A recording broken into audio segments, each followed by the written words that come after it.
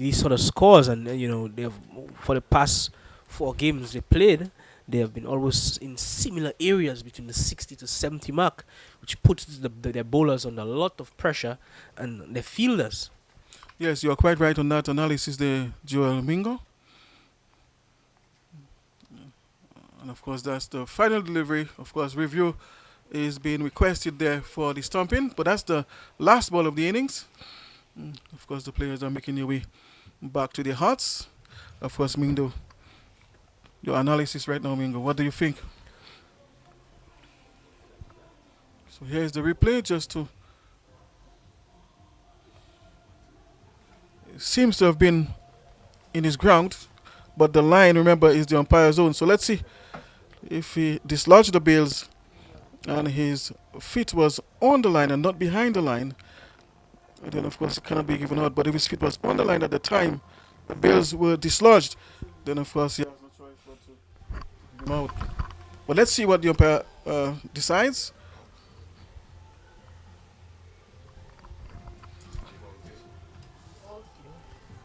Of course, it was given out. Finally, of course, the red light has come on. So that's it. So that's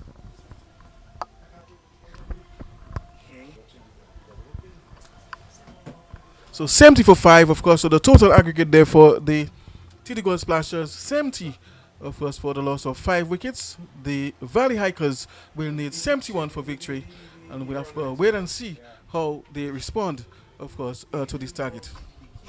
Yes, at 70 for 5, they would find it very difficult to defend these runs.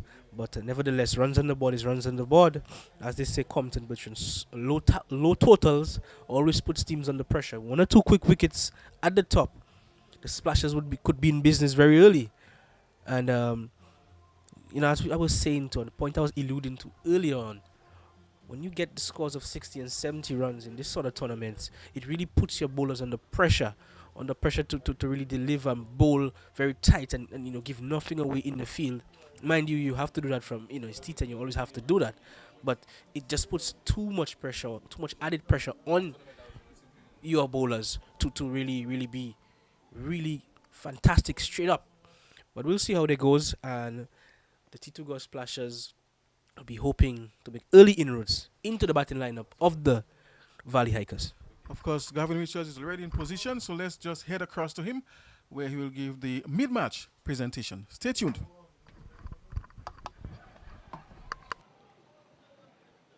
All right, we're at the midway point in another Dream 11 HILT 10 matchup. This time it's between the T2 Gold Splashers and the Valley Hikers. T2 Gold Splashers won the toss. They elected to bat first. They got to 70 for 6 in their 10 overs. Let's get some reaction from some of the guys on the field. Let's begin with the Valley Hikers. And we have with us Jason Lamov. Jason Lamov, you finished your figures of 1 for 10. Overall, good performance, would you say? It was okay. I backed myself very, very, very hard. Could have done better. We had a plan of using the wicket as much as we could, try to hit the right areas. We kind of strayed off a little bit because the figures could have been better. All in all, the pitch is playing a bit better than the previous games. The ball is coming on a little bit more. During my bowling, I hardly see any balls that kind of stuck to the wicket or stay pretty low. So far it looks good. 70, whatever they scored, we're going to go ahead and chase that down. I find you're very critical of yourself. You had figures of 1 for 10 in the 2 overs. A lot of bowlers will be smiling at those figures. You felt you could have done better. Let's talk about the run chase now. You're going to need 71. Based on how the wicket is playing, how you think your team should approach it, it's a small total. We know those totals can be tricky. We're going to try our best to use the power play as much as usual. The last couple games that we have played, we have not capitalized as much as we wanted to on the power play. I believe the run rate is about just over 7, about 8, which is just roughly about 2 boundary and over. So that's the mindset we're going to have. We're going to have to try to get as much runs as possible in the power play, and most likely we're going to get there as fast as possible. All right, well, thank you very much, Jason, and all the best out there in the run chase. Let's now invite Elton Mark of the T2 Gold Splashers to get a sense as to how he felt out there. Elton, 70 on the board. Your bowler's going to be asked to defend that. Your thoughts on the batting out there? Well, it was a tough first half, I must say, right about now, we have to look about defending the total we have on the board. In terms of the batting conditions, how would you describe them? Well, the wicket is kind of two-paced, so I mean, certain times you have to dig in, but at the end of the day, it runs on the board, we have to defend it. All right, and you guys need a victory. You've already lost 2 matches. You don't want to make it 3. How will you approach, defending that target? Well, I back my bowlers. We have had some two last games was pretty close enough games, so I believe we can defend the score we have on the board. All right, well, thank you very much, Elton, and all the best out there. Yeah, thank you. All right, that was Elton Mark of the T2 Gold Splashers. So that's it from the middle. At the midway point, 70 for 6 is what the T2 Gold Splashers posted batting first. It means the Valley Hikers are going to need 71 runs for victory. They have 10 overs to do so. Stay tuned for the run chase.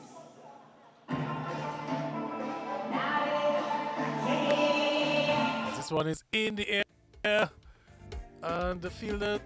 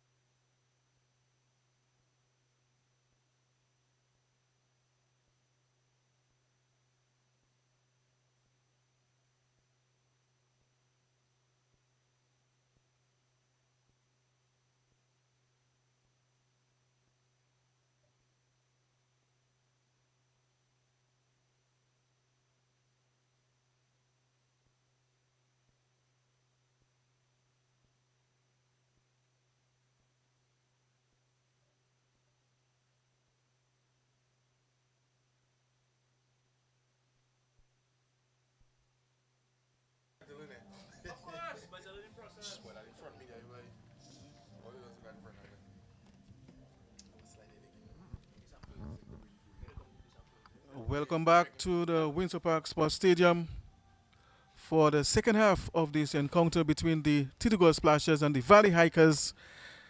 The Tito Gold Splashers were able to produce only 70 for the loss of 6, of course, so the Valley Hikers will need 71 if they are to, of course, pull out this one this afternoon. Of course, the players are out in the field. Ryshon Williams, it appears to be, and is it Malachi Xavier? As I say, good afternoon to uh, Alion Christopher, of course, the openers for the Valley Hikers. Good afternoon to you, Compton Bertrand, and of course, good afternoon to all the viewers, of course, the listeners as well. I want to say it's a very good day, a lovely day. The sun is out, the weather looks good for cricket, and of course, we already have this match there on the way. The Tito Gold Splashers posting 70 on the board, Compton, and of course, the Valley Hikers, they will be needing 71 for victory. The target does not look so big, but Compton, but we know these sort of targets can be very tricky, can be very troublesome. Oh, yes, certainly you're quite right on that. Of course, they have to really be cautious, not too careful, but they have to go about their innings in a very smart way and not try to lose too many wickets The batting, of course, of the Valley Hikers certainly has struggled somewhat in previous games, and so they'll really want to have a very good start in this encounter, especially at the top of the order. Of course, I'm sure they must have gone back to the drawing board and look at the areas where they were weak as far as the batting. In the meantime, the Tito Gold Splashers, of course, will be looking to make some early penetration. John Matthew, of course, is coming in with the football. And it's Ryshawn Williams facing that first delivery. And of course, John Matthew already on the money there. A very good delivery. We know John Matthew has a lot of tricks up his sleeves. Lots of slower deliveries. We saw yesterday how he deceived one of the batsmen for the Sunrisers team. And of course, he got a wicket on that slower delivery. And of course, he's there squaring up Ryshawn Williams. But Williams gets a single there, and the Valley Hikers, they're off the mark. Yes, of course, that was a very good delivery there by John Matthew. Just squaring up, as you quite rightly said, Ryshawn Williams. Good length ball there. And of course, just got a little bit of movement on this one at the last moment. Williams, of course, managed to play this one down towards the third man area. Now it's Xavier on strike, the left-hander. One slip is in place. A very good delivery there. Yorker length. Stifling appeal there. Of course, things really looked good for a moment for the Tito Gold Splashers. They really had Malachi in a little bit of trouble there. Yes, another good delivery there from John Matthew. Of course, Malachi Xavier must be relieved. He got some inside edge onto that one, inside edge onto the pads. Yesterday we saw his stumps was castled. He took a duck yesterday. And of course, he's off the mark there already. And that ball there played down to Elton Mack by Ryshawn Williams. Yes, just opening the face on this one, using the pace and finding third man. As for Xavier, the two men that are allowed outside the 30-yard circle. One is down on the boundary towards the third man area, and the other is at cover point deep. Everyone else is on about the 30-yard circle.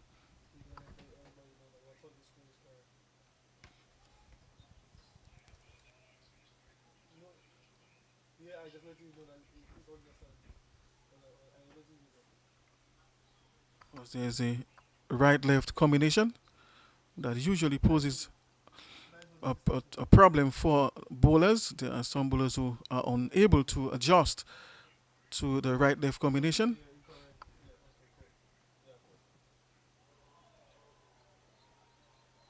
An appeal for leg before there. John Matthew can't believe he didn't get his man. Malachi was in all sorts of trouble there, Christopher. Yes, well, that ball kept very, very low. Very low there from John Matthew. And, of course, it doesn't look like it got the pads, not too sure.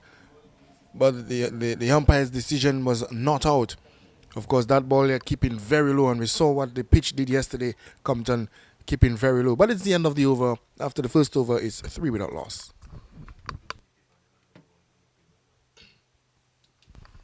As we see the introduction of Lex McGlaw very early on by the captain there, Julian Robinson. So it seems to be that he's operating there with a mighty plan, giving Lex McGlaw the ball, and Lex McGlaw will be operating from the Rosa River end. Yes, of course, a slow medium pacer. On this surface, he can be sometimes a handful. But not this time.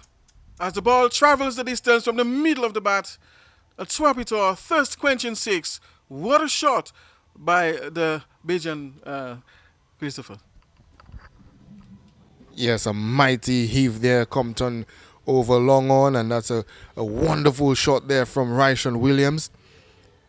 Of course, the first ball there greeted there from Lex McGlaw with pure disdain.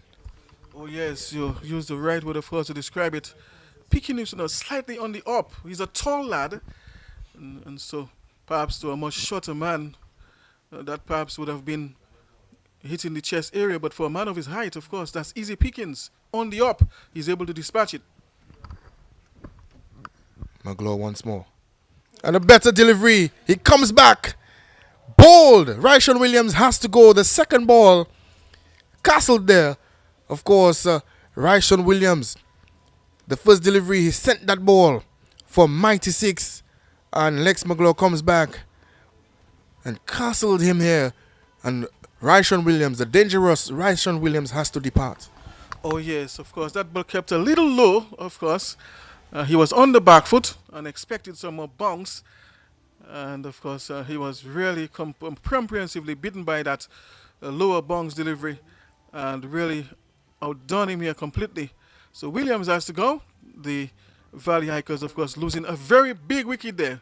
One of their main run engines, that's Ryshawn Williams. And I'm sure the Splashers will be very pleased with that. Yeah, very much so. They'll be very pleased with that, of course.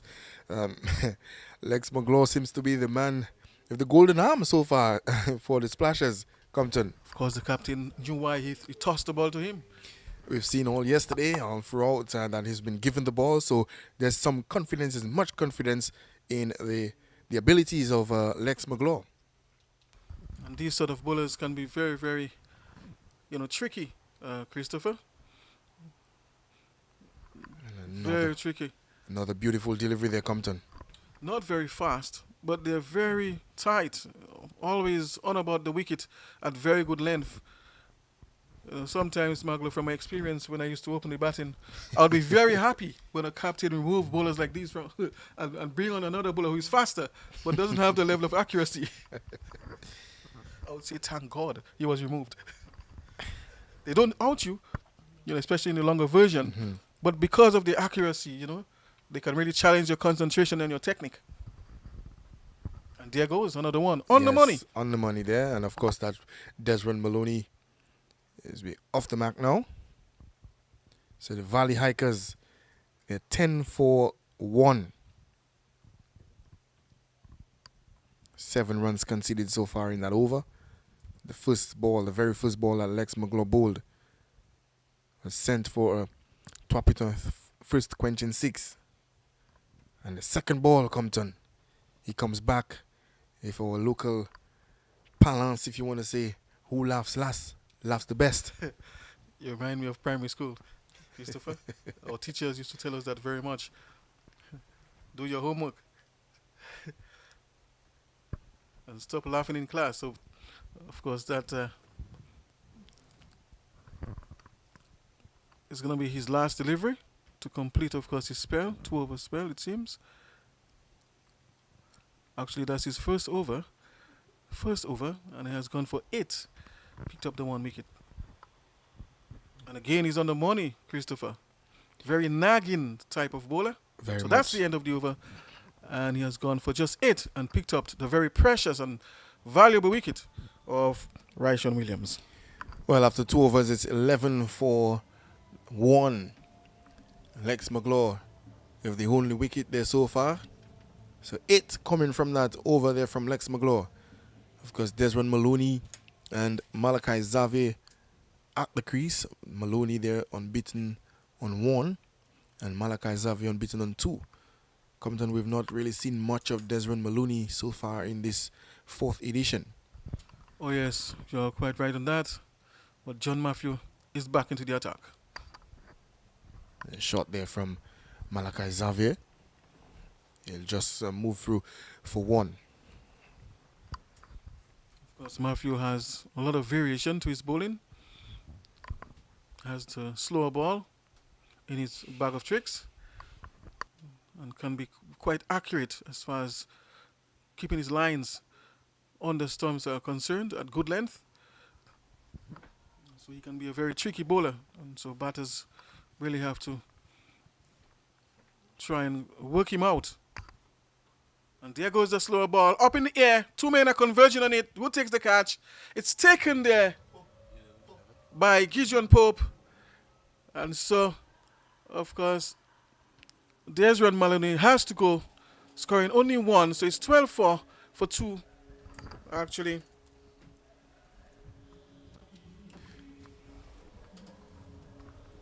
So that is the end of Desmond Maloney. Just a few minutes ago said that we haven't really seen much of Desmond Maloney who is the captain there of the Valley Hikers.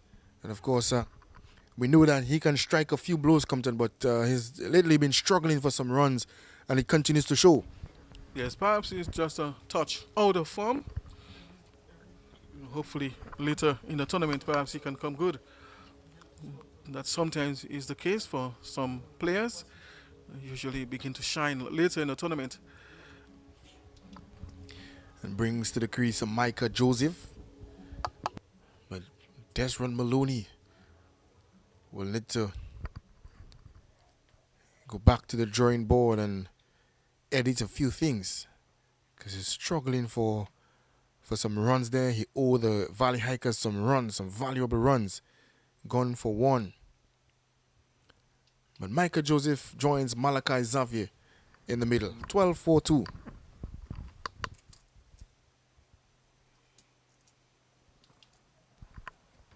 John Matthew on the money once more as Micah Joseph defending that delivery there, Compton. Yes, of course, he was greeted with a very good ball there. Excellent line and length. And really challenging the technique of Michael Joseph. The ball kept just a little touch lower. So you have to get down on it on time.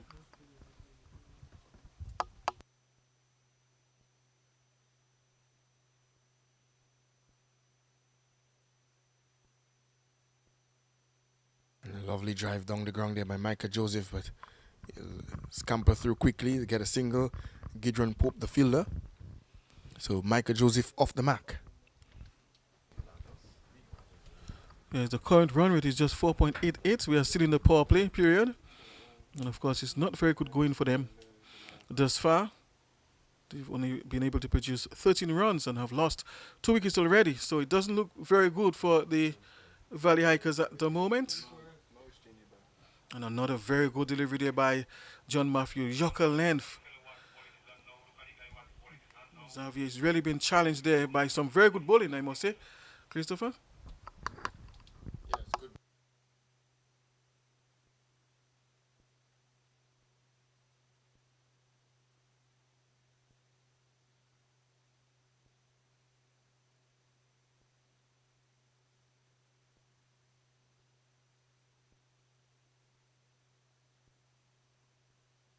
Bullseye Pharmacy Clinical 4. So the end of the over, and Malachi Xavier hits a Bullseye Pharmacy Clinical 4.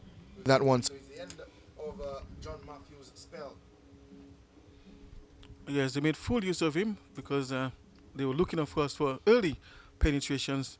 And, of course, they did so. But going for that boundary there in that final delivery, Michael Xavier, of course, just taking him on, coming off the inside edge. But, of course, that's much needed runs there for the Valley Hikers. So, after 3, it's 17-2, the score.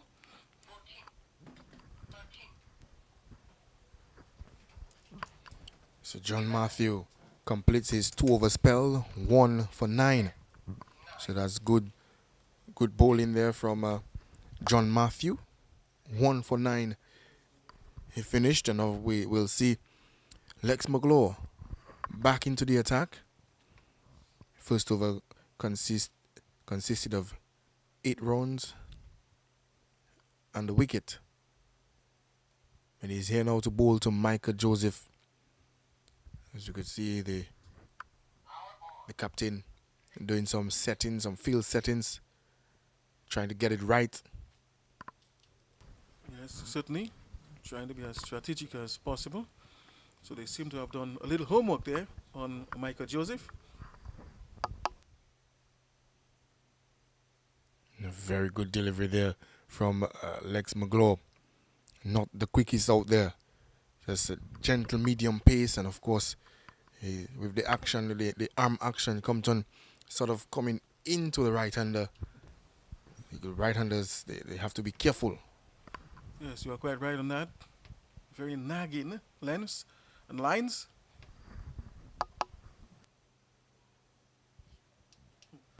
Almost had him castled there on that occasion. Not a very good delivery.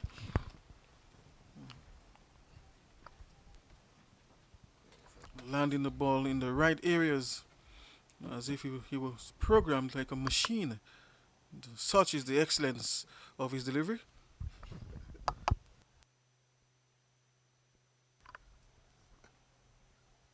Compton McGlaw bowling directly on the off stump, off stick. And of course, we could see two deliveries now that Michael Joseph is sort of looking to hit that ball on the other side of the field, or like sort of over deep mid wicket. But if he could just play through the line of the ball, and of course, a Yorker length delivery there, Lex McGlaw bowled there. Well, he bowled Michael Joseph with a beautiful Yorker length delivery. Oh yeah, so there is no doubt now as to why the captain, of course, brought him on. It is because, of course, of that sort of bowling that he's able to produce. And now dismissing Michael Joseph with an excellent Yorker, and he makes that very lonely and slow walk back to the pavilion. The Valley Hikers, of course, pushed further into more problems. Well, he set him up there for that one, Compton. The first two deliveries, you could see Michael Joseph fishing outside the off stump for that, trying to hit that ball over mid-wicket, but it was much closer each time. And then that Yorker length delivery, Michael Joseph was not expecting that at all. Yes, came as a surprise element, and that's what Yorkers usually do, especially when you don't bowl them too often. Set up the batter, and then you slip that Yorker in, and if he's not on time, of course, then of course if he misses, you hit. Well, it is that sort of day there for Lex McGlaw. You miss, I hit. Of course, Vincent Lewis is the man who has replaced the outgone Michael Joseph. He too can hit a long ball, but let's see what his approach is going to be here. Really started very well yesterday in his knock,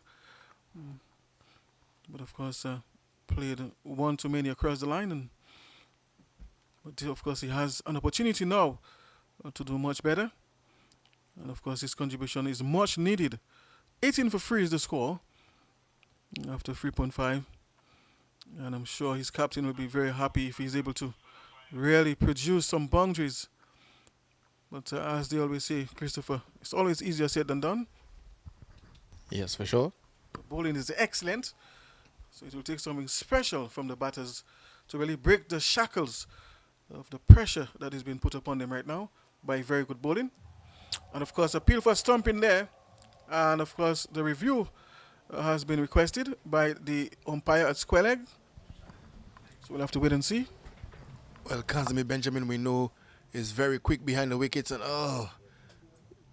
just have to see that some more. Very, very close one there. Kazimi Benjamin, very quick behind the stumps. Remember, the crease is the umpire's own. The line there is belongs to the umpire. What decision will the umpire make? Very, very close. And of course, it is given not out. We got the green light there.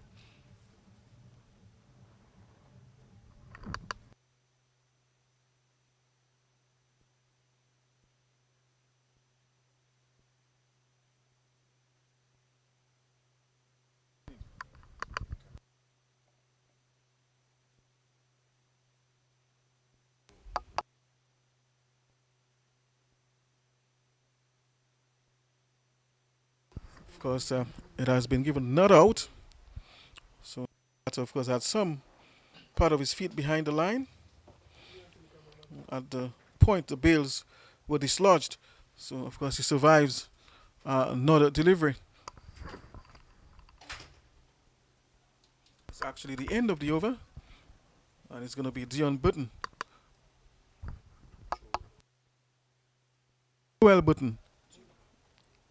Joel Dura, actually. That's the name of the youngster there. Joel Dura.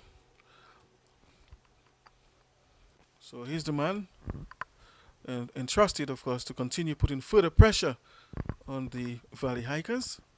Vincent Lewis is at the crease, and he's the man who loves taking on spinners. So let's see what his approach is going to be.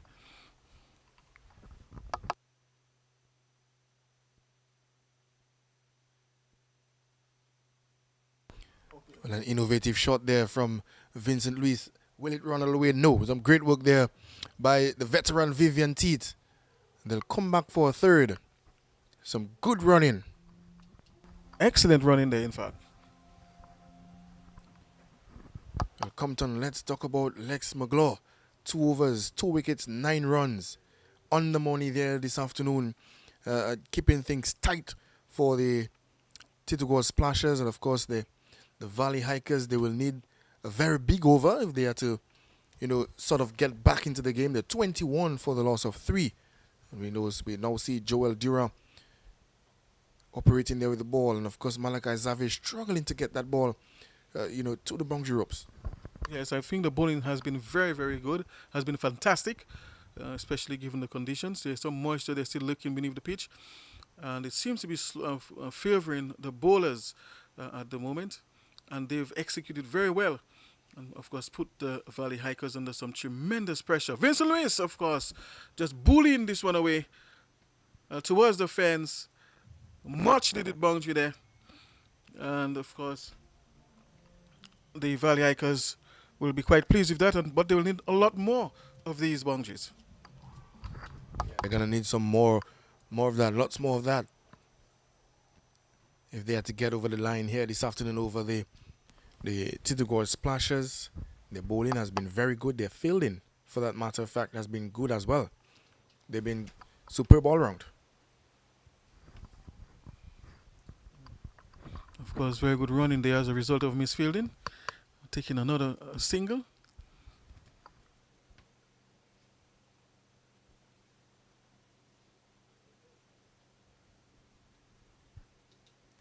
Welcome to the longer Malachi Xavier remains at the crease. There's a possibility that it can get easier for the Valley Hikers, because we know Malachi, he can hit that ball a long way. But currently they are under some pressure. You're quite right, but they are under some pressure. That has really set them back, having lost 3 wickets already. And they don't seem to be really getting things going at the moment. It's the end of the over. So after 5, we are at the halfway stage. It's 27 for 3. Of course, time for a change in commentary. It's going to be Joel Mingo along with Alion Christopher. Yeah, 27 at the halfway mark, 27 for 3. 5 overs gone. Vincent Luis unbeaten there on 9. Malachi Xavier unbeaten there on 10. Just a partnership there. Sorry, Malachi Xavier on 8.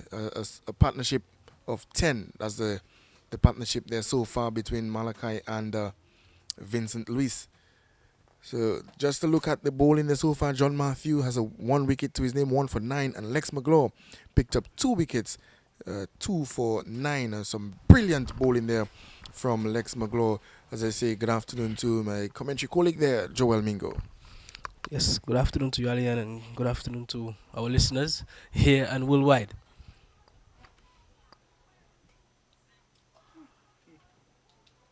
And that was a chance, Joel. That was a chance there to see the back of Vincent Luis. Yes, a very regulatory catch. Straight to the fielder down there. I believe it's John Matthew. Making a meal of this one here. And it was straight in and straight out. You didn't have to move for this one. And that was a massive error there by John Matthew. And will Vincent Luis make them pay for that? Well, he looked comfortable under that ball, only for the ball to go out to the palm of the hands. But Jet Joseph will continue, and of course they will pay for that as Vincent Luis slams this one for Bullseye Pharmacy Clinical 4. As we said that, as we always say in this commentary booth, catches win matches, and a wide delivery there by Jet Joseph, and Vincent Luis making no mistake, playing this one late between point and picking up a Bullseye Pharmacy Clinical 4. Well, it was a very good shot there from Vincent Luis. Of course, can he now pull the Valley Hikers back into it? Another lovely shot. Does it have it to beat the man? No. John Matthew out there in the middle, and of course we see Vincent Luis lost his bat in the process. and he will have to come back to get that bat. But he did well to get 2. Interestingly, this low total Salian so far in this tournament has been always proving to be tricky for the opposing team. And today we see that no different. 35 for 3 in 5.3 overs. The game is still very much in the balance, Alian. Yes, it's still very much in the balance. 35 for 3. Of course, Luis and Malachi Xavier out there. Vincent Luis already on 17. Wonderful shot. Beautiful shot by Vincent Lewis. Just flicking this one off his legs. And this one was raced into the boundary for a bullseye pharmacy. Clinical for. Lovely shot there. Yes, lovely. And of course, that is what the Valley Hikers needed. They needed somebody to go big. And of course, Vincent Lewis raised that hand there and say, I'll do it. And he's doing it for the team. Yes, and he's certainly making them pay for that drop catch previous deliveries ago. And he raced on to another boundary.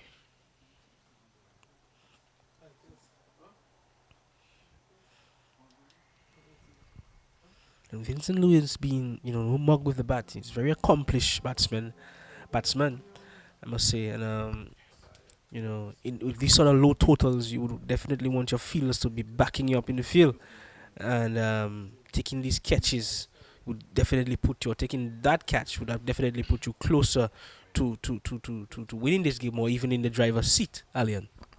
Yes, most definitely so. Of course, they're needing 31 for victory from 25 deliveries. I was trying to figure out, Joel, which team, basically scored over 100 runs so far for the tournament. And I was just told that only one team did that.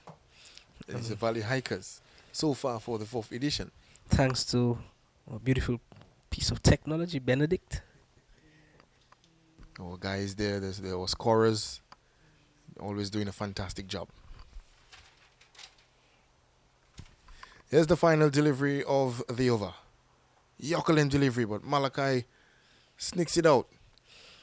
It'll just be 1. It takes the score 41 now for 3 after 6 overs.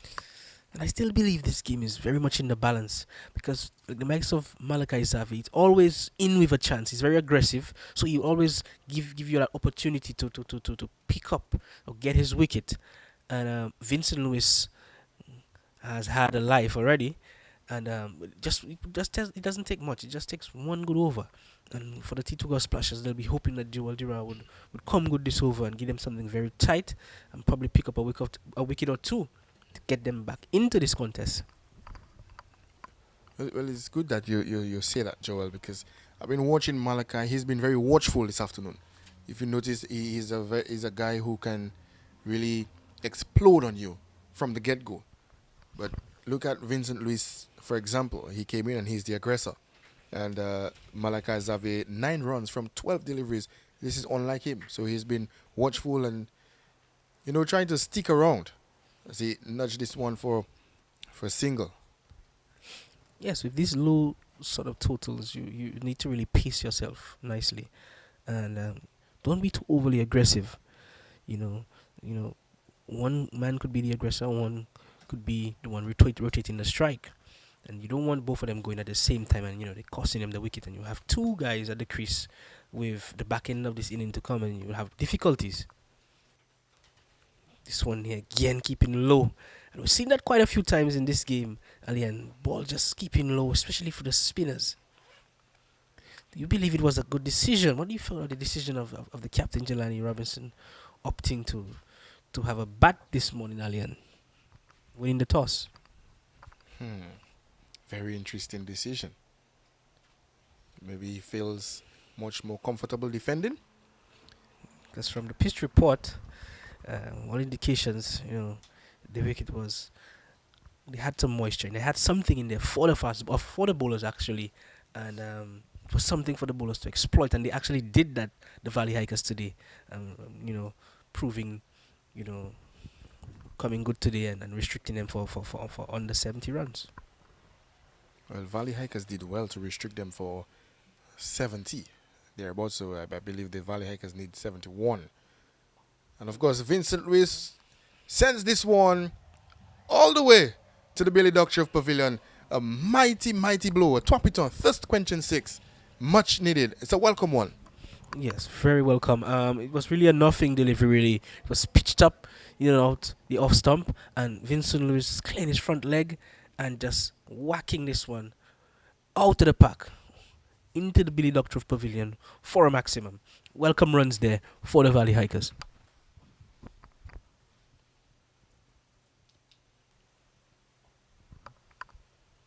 As you can see, Vincent Luis already raced there to 29. So score 52 for 3. And this drop catch continues to plague them because the game was very much in the balance, Alien, until he dropped that catch, and really proving our point that catches, in matches, when you drop your catches, you really find it difficult, especially with low totals. And it continues to be that. And of course, there will be a decision sent upstairs. Chance of a stomping, I believe.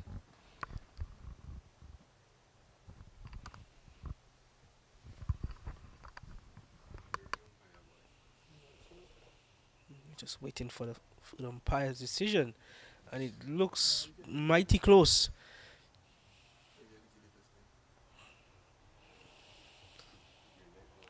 And the third umpire having his work cut out for him in this second innings.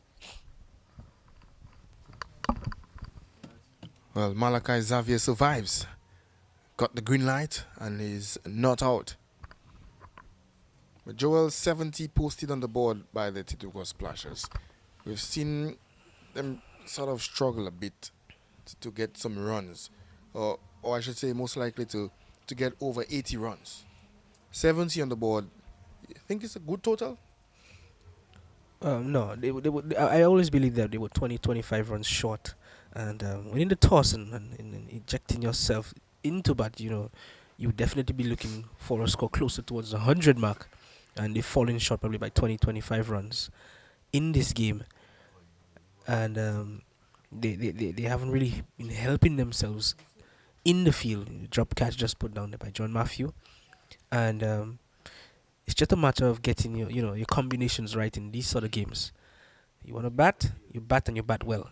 And just like what Vincent Lewis just did, a beautiful paddle sweep down to the widest square leg boundary for Bullseye Pharmacy Clinical 4. Sort of like a paddle sweep, Alien?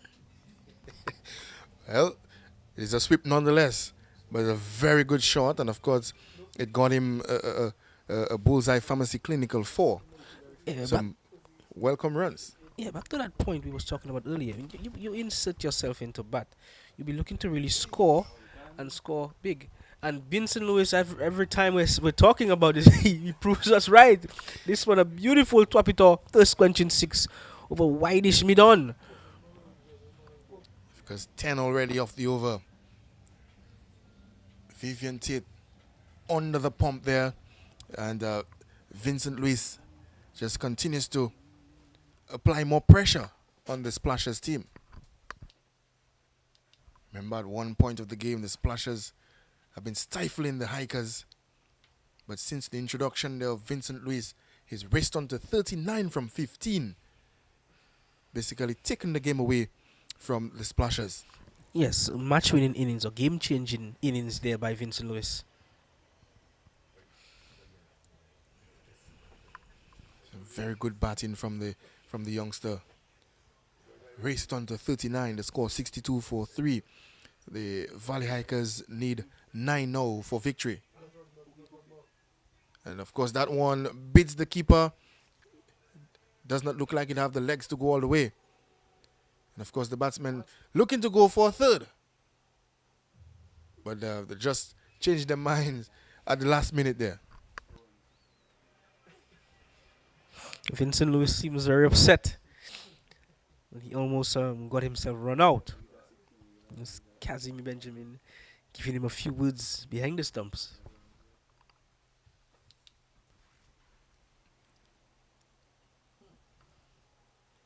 Glorious shot, glorious shot, glorious shot there by Vincent Lewis. Just backing away, and using the pace of Vivian Tit, just working this one down to the mid wicket boundary for a bullseye pharmacy, clinical 4.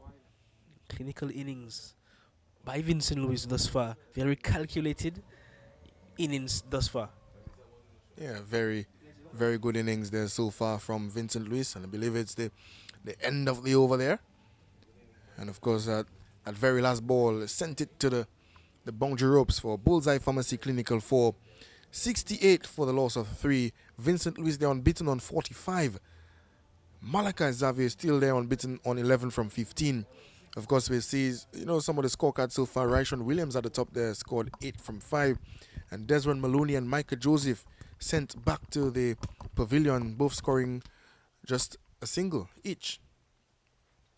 Lex McGlaw was very good with the ball early on. Picked up 2 for 9. And of course, since then, things have changed quickly. Vincent Luis coming in there and quick 45. Of course, well played there by Malachi Xavier, but well fielded by Matthew. Malachi Xavier has been very good so far, very good. He's shown a different style of play today as opposed to being always aggressive, as the same point we was alluding to earlier. And he's been really, guiding the ship.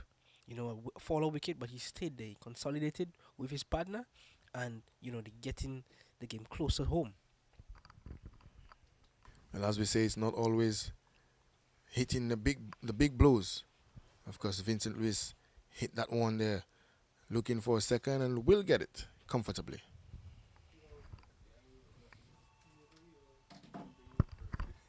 And it's a decision there, chance of a run out sent upstairs. Malachi Xavier at the end of that, at the non-striker's end.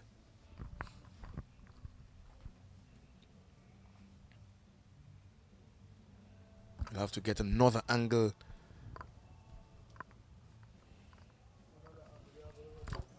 Definitely need another angle to determine if he's out or not.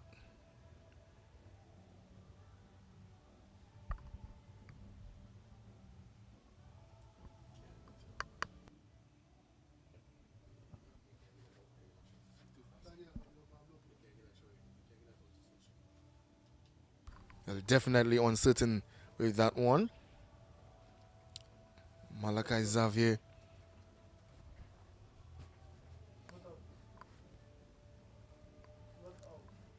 Of course, is still awaiting the decision from the umpire. And of course, that decision still pending. But some good all-round cricket. They're good cricket from the Valley Hikers so far. Vincent Luis has been very brilliant. Quick fire 45. Really came in and changed the game around for the Valley Hikers.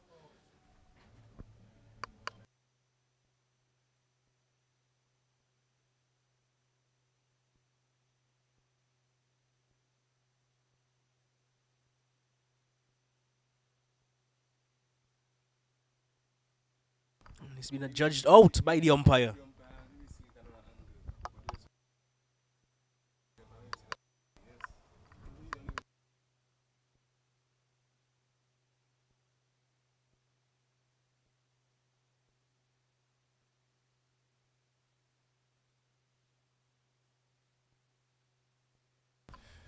So Malachi Xavier has to depart. Run out there by Junior Henry. So the decision given out. Malachi Xavier run out. He's been very good, been very watchful this afternoon, guiding the ship. I think his job is done here this afternoon, Joel. Yes, beautiful innings, and he has to go, unfortunately, for 12. But that was 12 crucial runs in the complex of this game for his team and getting them closer to victory. Very, very, very good innings from Malachi Xavier. Yes, you may think it's T10 and how comes he's only 12 runs from, he faced more deliveries than he has runs, but it's a very watchful innings from the youngster this afternoon. Batted from the opening and now built a good partnership there with Vincent Luis. I believe 30 odd runs with Vincent Luis, and of course they're staring.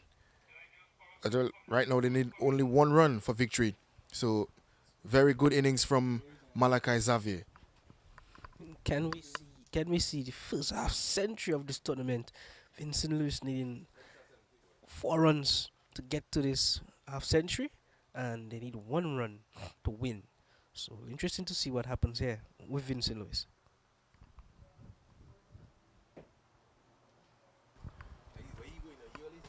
Well, he's been very brilliant with the ball, with the bat, Vincent Luis.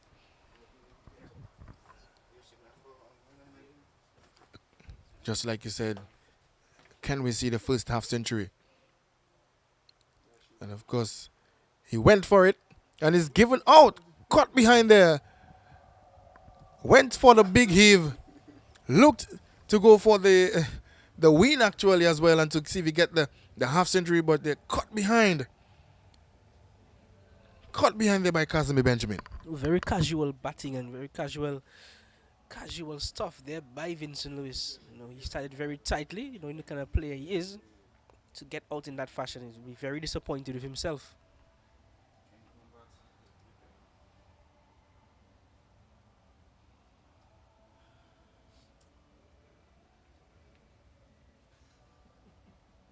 As we see, Vincent Lewis goes for a very attacking 46 of 20 deliveries, actually taking the game away from the Tito Splashers and guiding them to this victory with just only 1 run needed.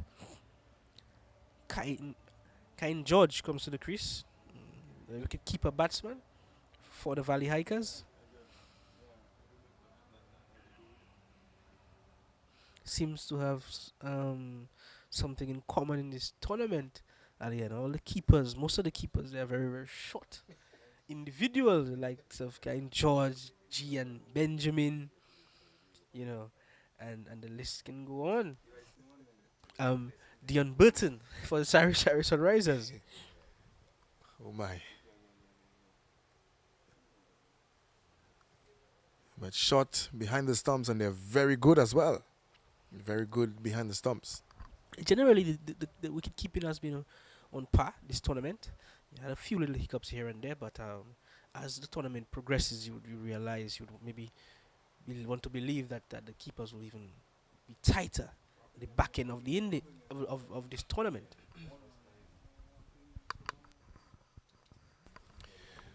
Still 1 run needed. And Kyle George has to depart, and we're still one run needed. It's really poor batting here by the Valley Hikers, just gifting their wickets away. The only 1 run to win, and just lobbing this one back to Gideon Pope, and he says thank you. Just giving their wickets away. Very poor cricket by the Valley Hikers.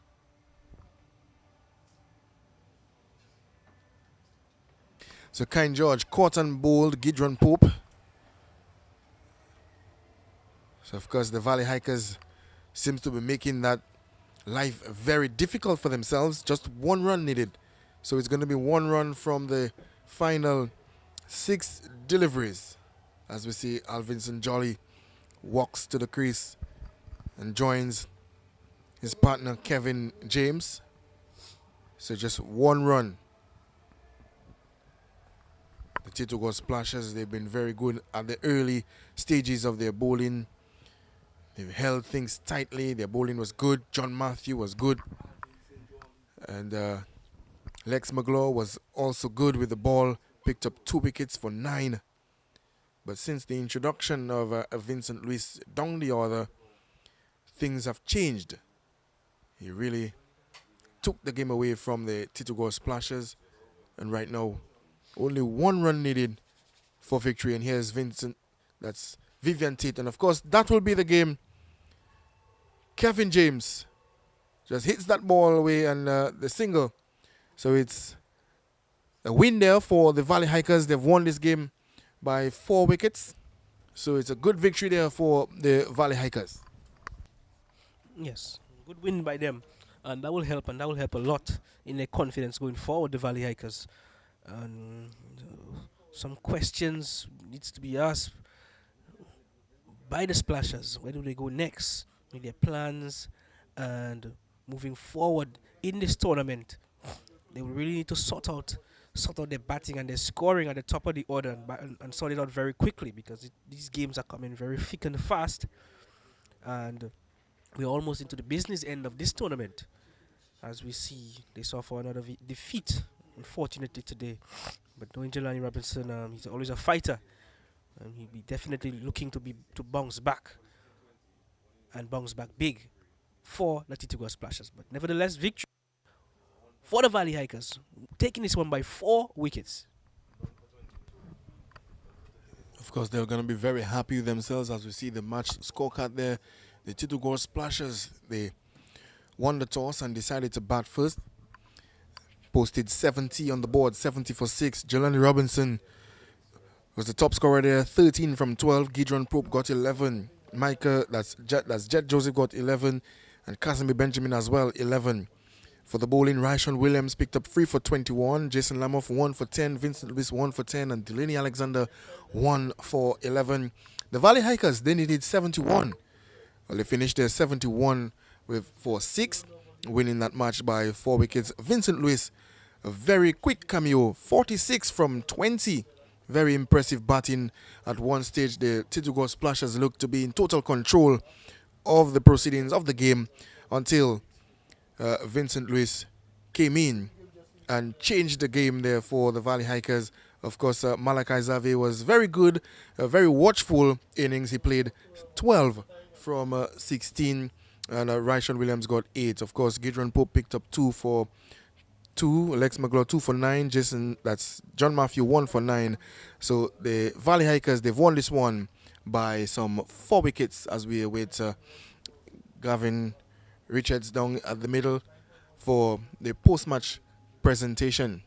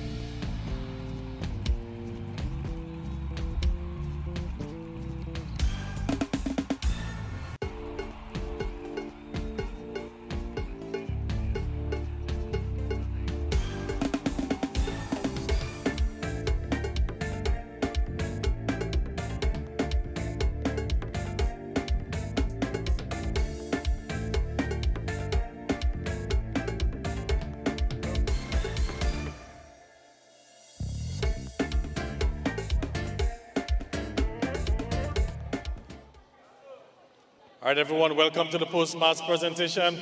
Another game concluded in the Dream 11 Nature ILT 10 tournament in the end of victory for the Valley Hikers over the T2 Gold Splashers. But let's introduce the post-match presentation ceremony, or I should say the people who will be doing the man of the match this afternoon. We have Mr. Anthony Scotland, who is a member of the Dominica Cricket Association, and he will be making the presentation for the cool and smooth man of the match this afternoon, and it goes to none other than Vincent Lewis of the Valley Hikers.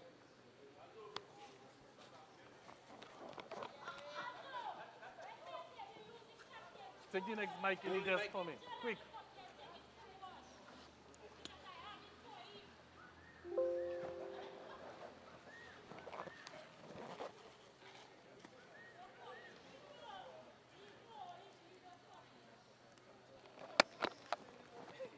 And we say congratulations to Vincent Lewis on the cool and smooth man of the match award.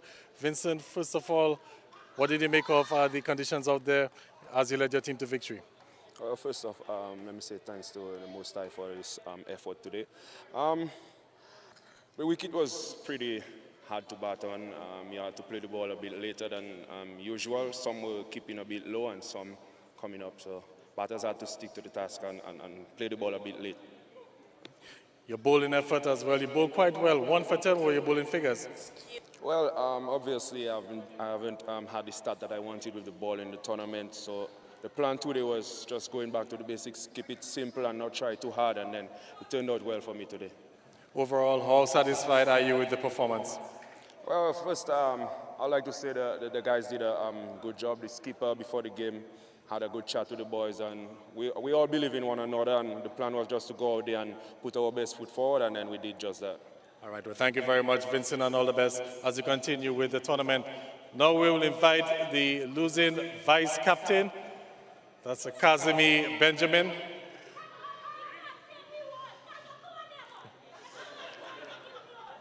Kazimi, tough one again today. Where did things go wrong? Well, it was another tough day at the office today. The boys on the batting wasn't I feel the effort wasn't the best in the batting, but at the end of the day, we back our bowlers 150%. But I guess the things didn't go as planned today. Your bowlers seem to have been keeping you in these games, batting not really up to standards yet. How do you plan on addressing that as you move forward in the tournament? Well, it's a team effort. At the end of the day, we will just correct our mistakes and just come out better next game. What's the mood like in the camp, Kazimi, although you have 1 win but 3 losses? Well, we're still a team at the end of the day. We'll just continue to work together and do what we have to do. All right, thank you very much, Kazimi Benjamin. Now for the winning captain of the Valley Hikers, Desmond Maloney. Convincing, well, would you say convincing? You lost some wickets there in the end. Yeah, a bit worried in the end, but Vincent Lewis, kudos to the way that he played. He pulled back the game for us. Overall, how would you assess the performance today? Let's start with the bowlers. I mean, the bowlers did a fantastic job to restrict the team under 80 runs. That was our target. Kudos to them, to the way that they bowled, they stuck to the team plans, and well done to them. All right, and a quick word on Vincent as to how he led the batting charge. Yeah, that's Vincent, very emotional guy. I think he played well both with bat and ball today, and that's what we expect of him, nothing less. And what can you take from this victory as you look to move forward, Valley Hikers defending champions? Momentum is always important in short tournaments like this, so we're just looking to keep the momentum and continue with our winning ways. All right, thank you very much, Desmond Maloney, captain of the Valley Hikers. So that brings us to the end of the post-match presentation. Of course, we invite you to stick around because coming up next is the big game between the Champion Reef Divers and the Indian River Rowers. It's Alec Athenaeus versus Cavem Hodge. We'll have the toss at 2 o'clock. See you then.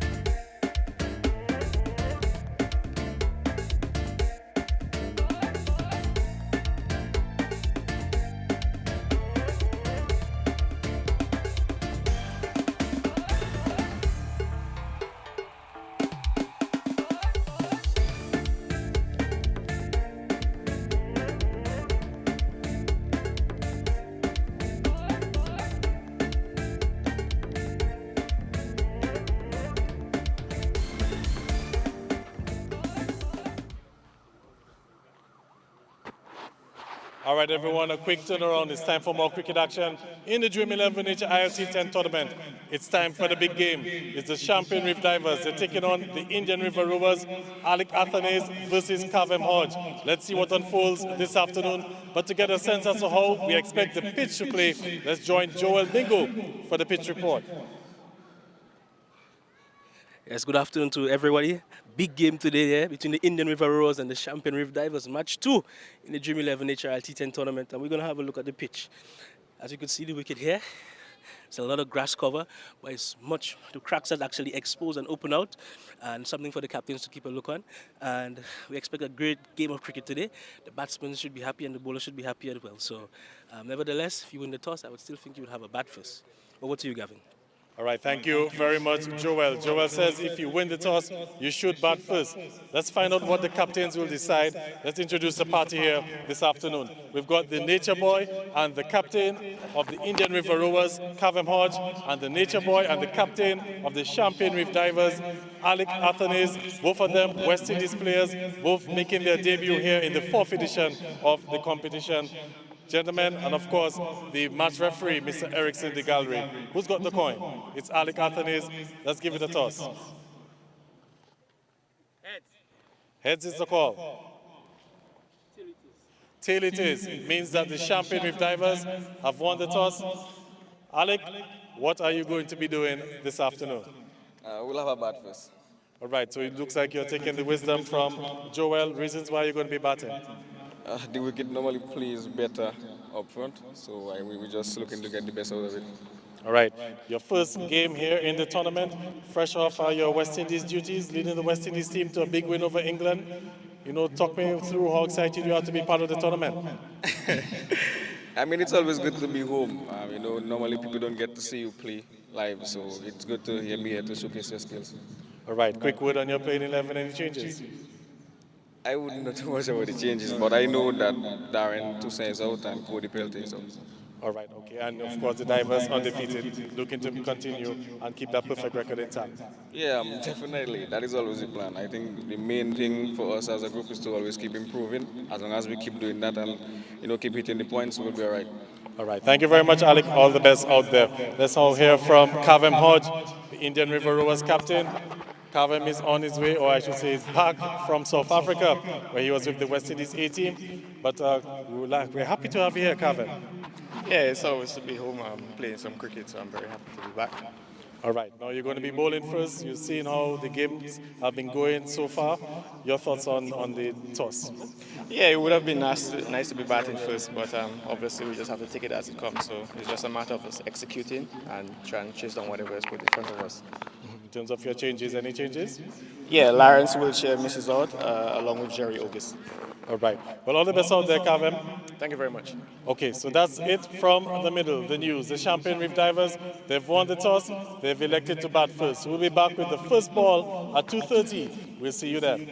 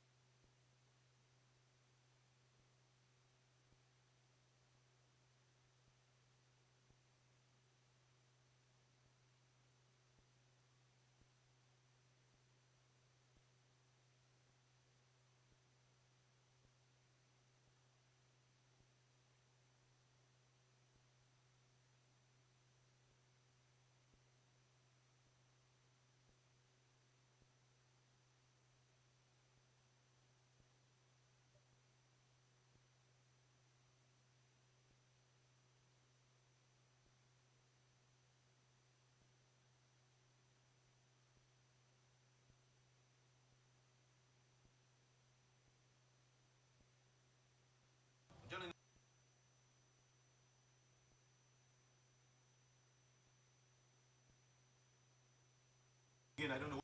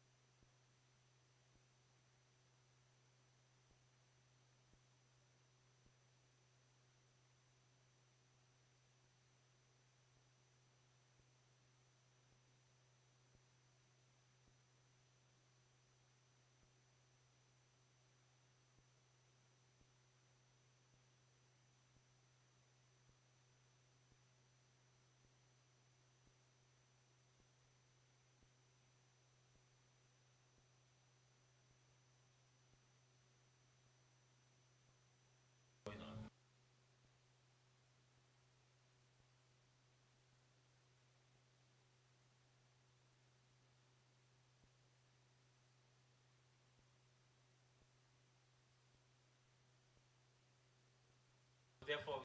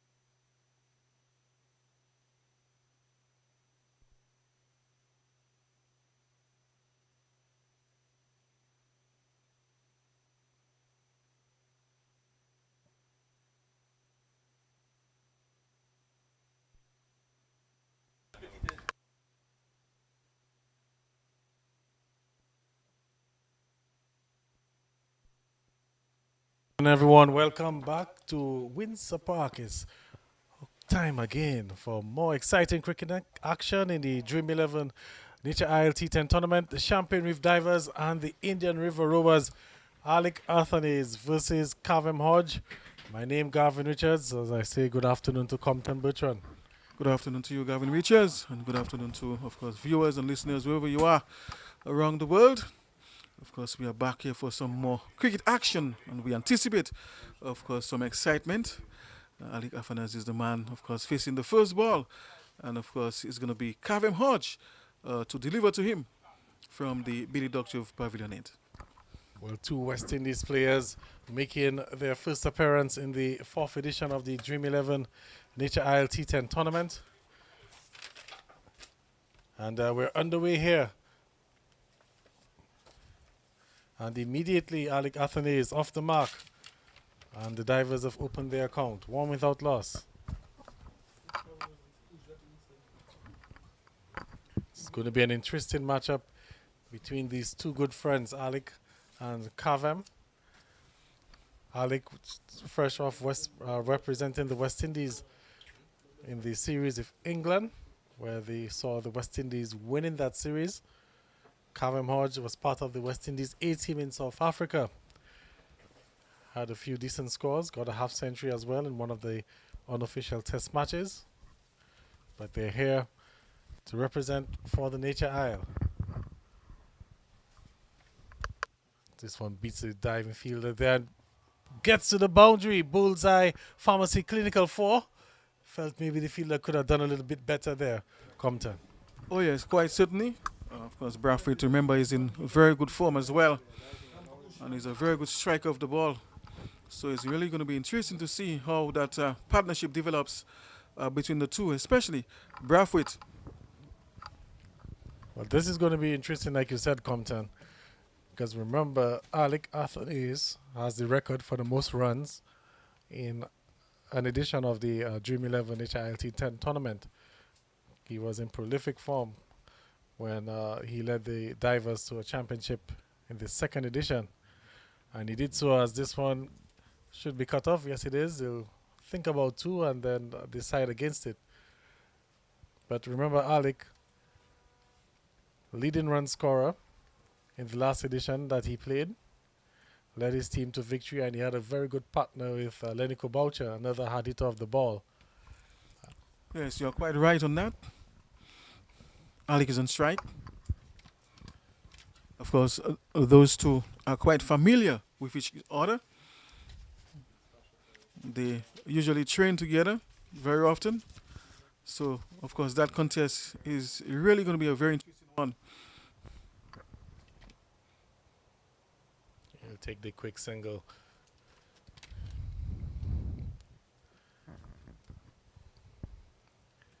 So 7 runs off the over so far. Still one more delivery to go.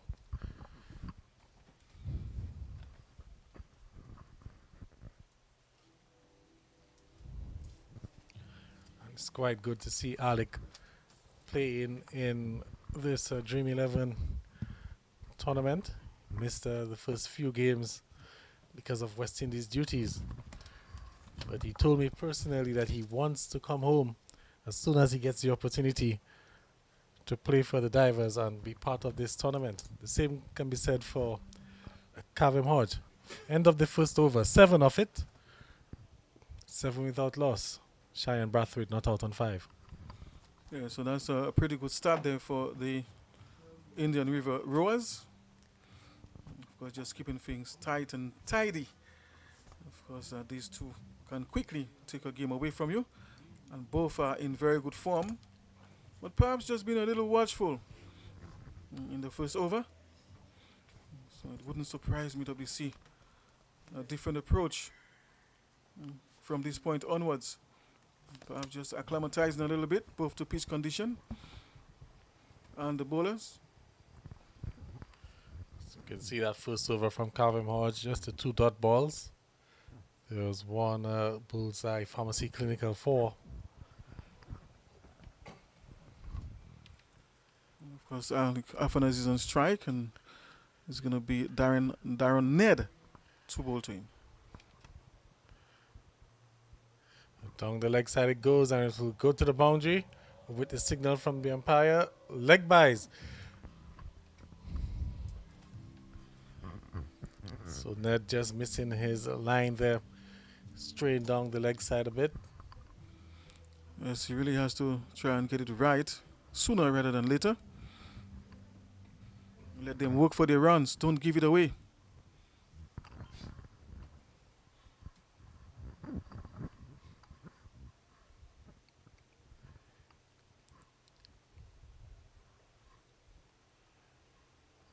I know everyone is tuned in to see what Alec has to offer.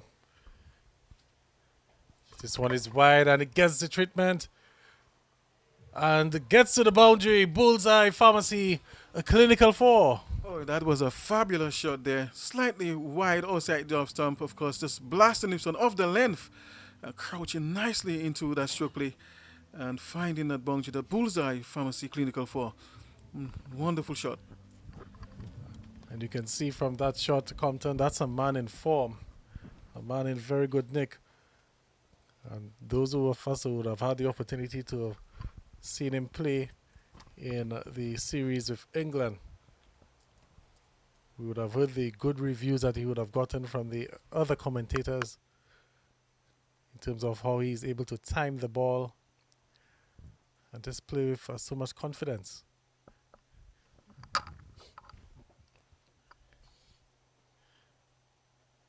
This one is in there, settled in the fielder, and he drops it. Actually, didn't look like he picked it up. It went up in the air. Yes, the sun was in his eyes. So Alec Athanase, gets a lifeline. Oh yes, that was a perfect opportunity there, but unfortunately it seemed as if the sun in the Western Hemisphere was dazzling him and just could not, of course, turn that into a comfortable catch. But it came right over him, right in his area.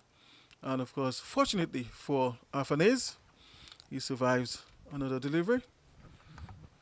Now, will that drop catch come back to haunt the rowers? Because you don't want to give a man like Alec Athanase a second opportunity. Quite right on that. You'll have to take those.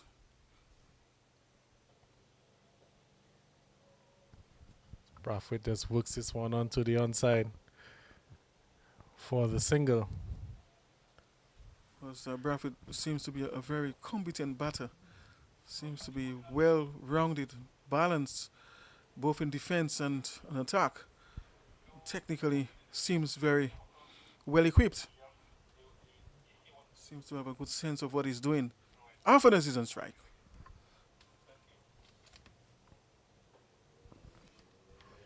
Well, what a shot of class there to the boundary.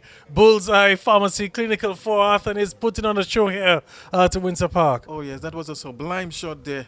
Just playing this one beneath his eye there, and a little wrist in that involved in that shot, and of course beating the man there at mid-wicket for a Bullseye Pharmacy clinical shot 4. That is what you have come to expect, of course, for a man of his class, and he's in tremendous form at the moment. Athanase.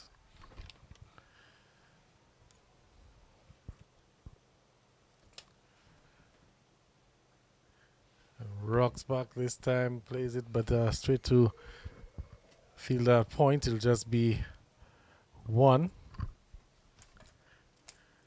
End of the over. After 2 overs, it's the Champagne Reef Divers 22 without loss. Alec Athanase not out on 12.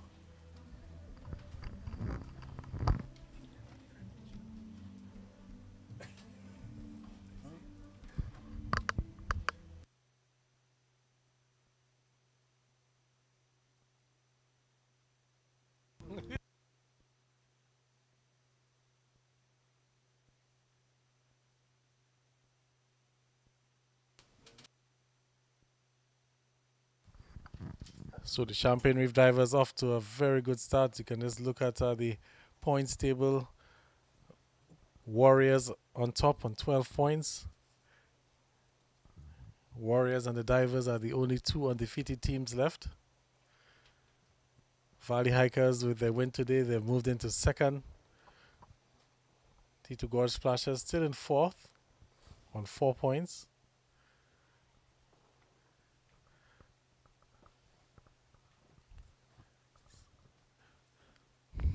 So it's Daniel Dupini, the new bowler, into the attack from the Billy Doctrove pavilion end.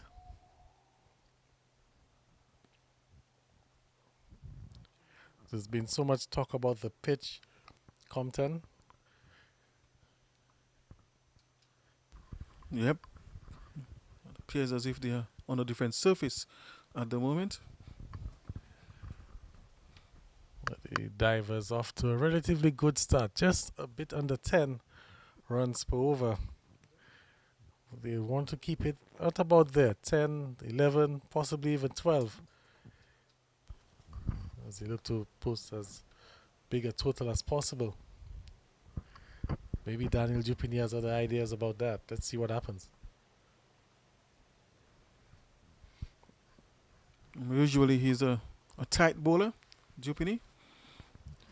But what I've noticed so far, Compton, between these two, Brathwaite and Athanaze, they're trying their best to limit the dot ball. So they're trying their best to at least rotate the strike. We saw in the previous matches, there were a lot of dot balls, especially in the power play.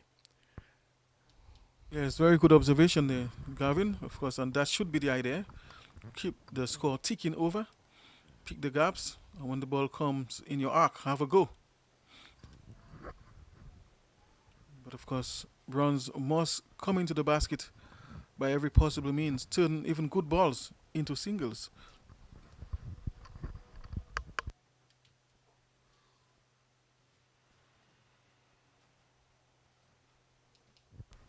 And of course, these two have the skill to do so. But Athanaze was dropped on 7. Let's keep that in mind, or bear that in mind as we continue this match. 'Cause if he goes on to get a big total, the Rowers will definitely be disappointed after having their man very early in the game. Yes, of course, usually these job catches to players of that class usually return to bite, as you would say, colloquially.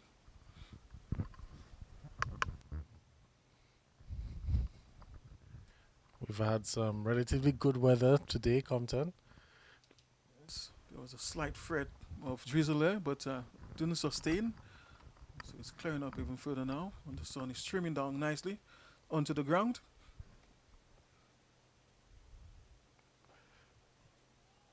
Went for the big eve there, but didn't quite time that one right.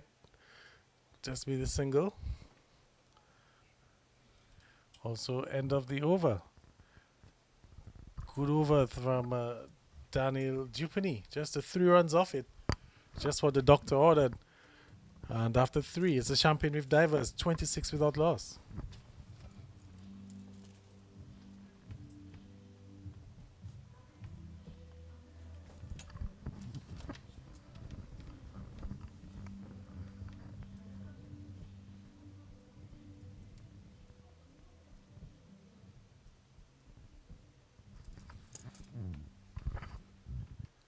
So that tight over from Daniel Dupini just pulled things back for the Indian River Rowers. Run rate just dipping below 9. So we see a new bowler, looks like Shabari. Yeah, that's him, precisely. Jean-Philippe Barry.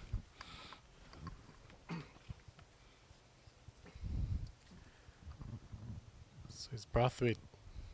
Final over in the power play, and Barry starts off with a wide. Yes, that was tremendously wide.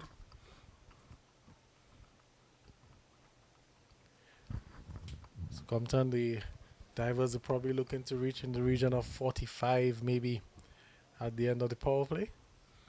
Most certainly. I'll try to get at least 20 out of this over. Seems to be a little delay as Kavem Hodge just make some adjustments in his field.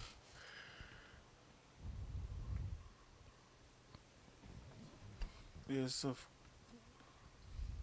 just placing in mid off on the circle.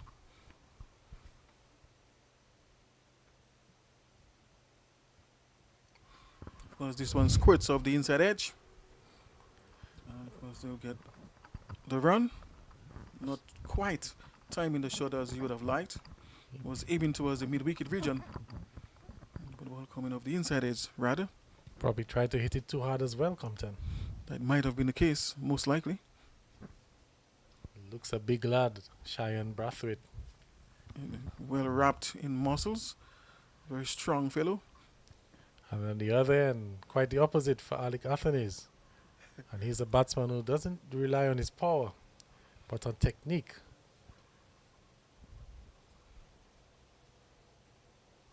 As this one is in the air, sailing, heading towards the Dominica Grammar School. Maximum first one of the innings, Tropito, thirst quenching 6.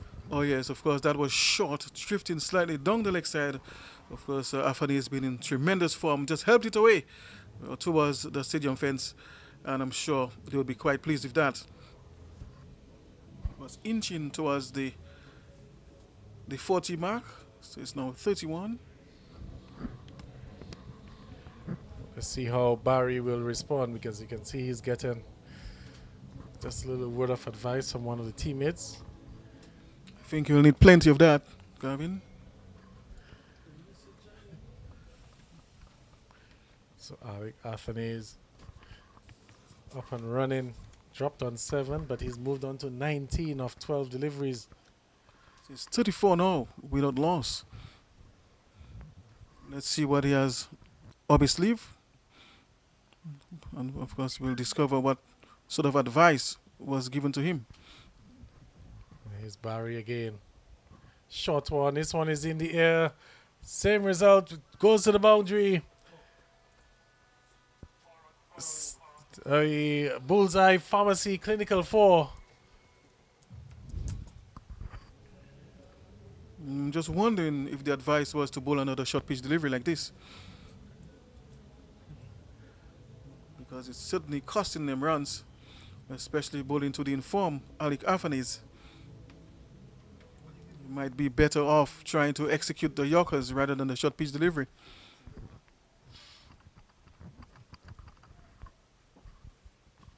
Turning out to be quite an expensive over so far for Barry. And again, down the leg side it goes, and it will go to the boundary, will it? Yes, it does. With the signal from the umpire, leg buys. But 4 more to the total nonetheless. Yes, of course, Afana is just trying to work this one around the corner there. Pitch top, but again drifting out of line down the leg side. And of course, that would be some more runs next to the tally of the Champion Reef Divers. So it's 42 now without loss. Afana, of course, is quickly on 23, and his partner Brathwaite is on 9. We're in the power play, of course, and Richards, it seems as if they are getting to that 45 mark. Ooh, that one kept a little low as to what Athanas is probably looking for. Just dipped under him just a little bit. Yeah, he's just trying to work this one towards mid-wicket, just from above the knee height. Of course, players of that caliber usually have the skills and the competence to play these shots. They don't have to be very short in order to pull them around. So final legal delivery of the power play with the Divers on 42 without loss. And again to the boundary it goes. Glorious shot from Alec Athanaze. Bullseye Pharmacy Clinical 4. What a way to end the over. 4 more to the total. And it's turned out to be a very good power play for the Champion Reef Divers. Yes, certainly. So they have gotten up to that 45, Gavin, which in your opinion you thought would have been a good start for them. And as we just said, it wasn't all that short, just about waist height, short of a length. And of course, he had the skill to execute perfectly well towards mid-wicket for a bullseye Pharmacy Clinical 4. 46 without loss the score. And Alec Athanaze races now to 27 of 16 deliveries. 46 in the power play.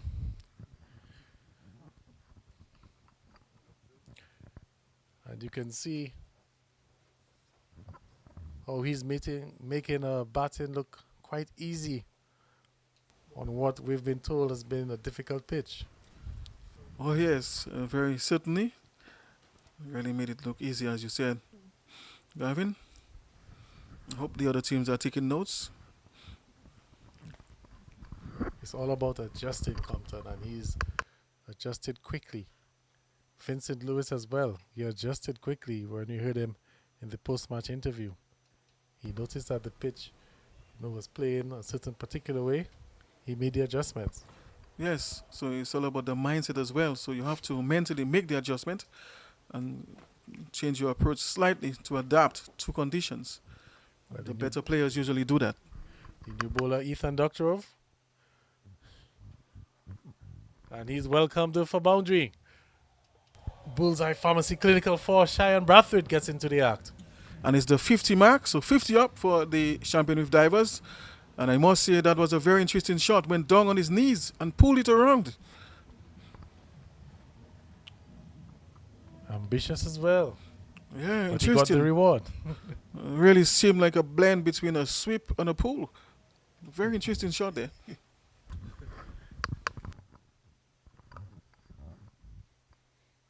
Doktorov to continue.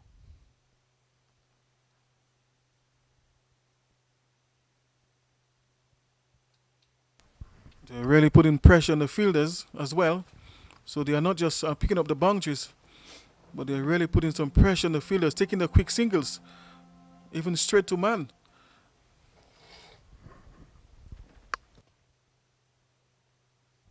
So it brings Alec Athanaze on strike.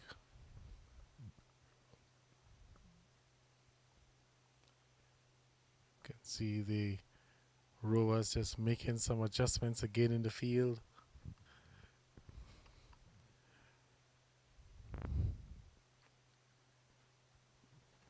Seems that all of the protection for the boundaries.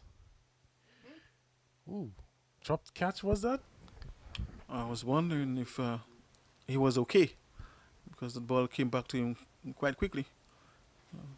For a moment I thought he was struck somewhere on the upper body, but he seems to be quite fine.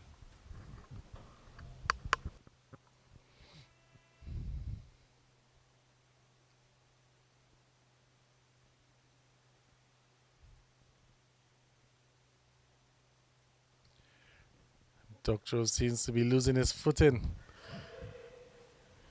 He's taking another tumble. Seems to be okay. Yes, thankfully.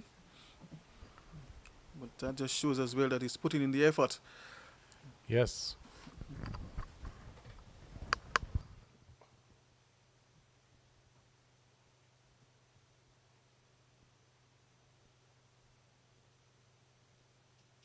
Really wants to prove himself there against the man of class.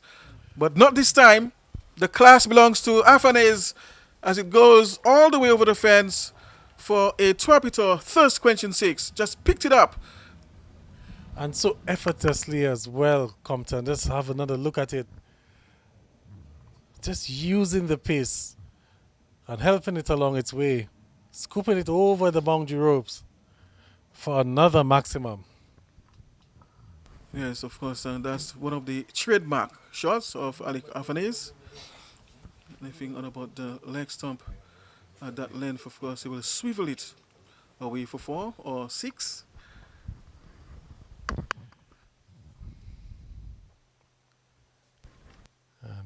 Quite some good cricket there in the end. Got a maximum the ball before, no need to take risk.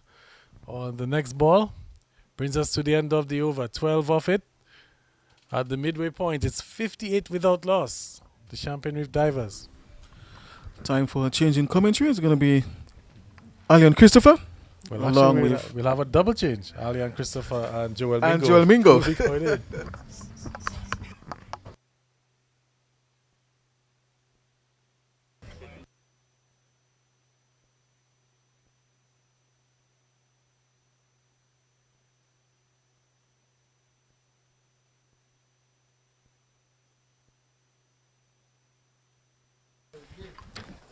Well, good afternoon, and good afternoon to Joel Mingo.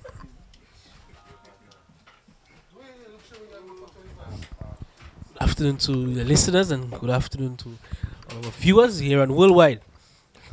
Monster of a match here in our hands today. The Champion Reef Divers coming up against the defending champions, the Indian River Rowers.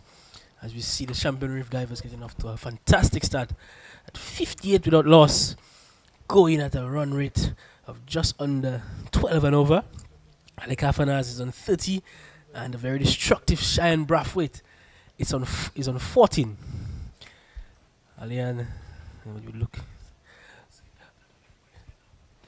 and the score line looks pretty good for the Champion Reef Divers. Alian. Yeah, a very good score line at the halfway mark. 59 there on the board, and Anthony is already raised to 35. Remember, he's just playing his first game in this fourth edition. 21 deliveries he has faced, and he is already on 35. Well, form is form, Alian. This is a very class player. He's playing his own category in Dominica, and I would say he's one of the best, if not the best batsmen that we have in the entire West Indies, along with Shea Hope. And that is a freebie there by Sherwin Labasser. He just gifted that to Cheyenne Brathwaite and, of course, sent that away for a top it on first quenching 6. Wow. And I'm not too sure of the bowling changes here from Kevin Hodge. As a no ball as well, over the waist. And Cheyenne Brathwaite, being the destructive batsman that he is, he was never going to lose out on this or miss out on that one. Just informed that the umpire did not call for no ball, but that was well over the waist height. Well over the waist height there from Sherwin Labasser. I think that the captain would probably be better off putting himself or inserting himself back into the attack, or getting on Darren Ned. And I guess you have other ideas. But nonetheless, it's 65 for no loss. And again, that ball evading the wicketkeeper there, Taj Tavernier. And I believe the umpire may just signal some buys or not. So no signal from the umpire. And that signals that there was most likely something on the bat there. Yes, probably some sort of bottom edge. And the Champion Reef Divers are in a fantastic position at 67 without loss. The two opening batsmen are going with great guns. And let's see what's to come. And that one there struck firmly by Cheyenne Brathwaite. Of course, we know the power of this young man there, Joel. Remember, just a few games ago, he struck a mighty blow toward the Dominica Grammar School. And that ball, I've been told, they're still looking for that ball. Yeah, who would forget that? And that's something that's cast in my memory and will be cast for some time. Cheyenne Brathwaite from the island of Barbados. Very hard-hitting opening batsman. As you see, Afanaz just trickled this one through the square leg region for a single. Now back on Cheyenne Brathwaite. He is a very, very explosive batsman. I had a few conversations with him a few days ago in their dugout. And apparently, he's actually knocking on the Barbados national team, though. Yeah. He has scores recently of 168 not out against the Barbados Pride team. Just concluded Regional Super 50. The team that they selected, they played a game, the President's 11 against the Barbados Pride, and he came up with 168 not out. So he's somebody to definitely look out for in this tournament in terms of his explosiveness and his stroke play, as we saw earlier on with that beautiful shot he played, and that big 6 and that massive 6 he hit into the Dominica Grammar School cricket ground, Alian. Most definitely so. Of course, knocking on the Barbados national team's door. And of course, not just that big hit to the Dominica Grammar School, but do you remember that one that nearly took us out in the commentary booth and over towards the river end? Yes, and it's a massive blow. And this is what I love about the Champagne Divers, the chemistry.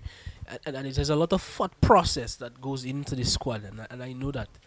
And the coach, being Felix Thomas, is a well-renowned coach. He has a good eye for cricket, and he understands the game very, very well. He would have selected his team, knowing his strengths and weaknesses, and just making a few additions to that team. And we welcoming Alec Athanaze into the squad. It only just strengthens this team, and one would think that with the score at 70 without loss in 6.1 overs, they could get well into 120 runs, Alian.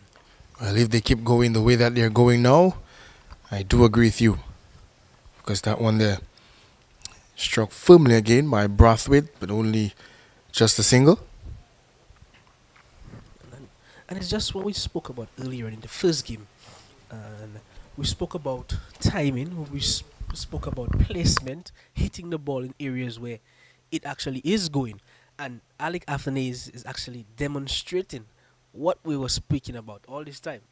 Hitting the ball in the right areas, hitting it where it's going, with little to no risk, Alian. And I believe that's what you call playing with merit. Playing the ball to its merit. It has to go on the onside, you hit it towards the onside. It has to go onto the leg side, you hit it that way.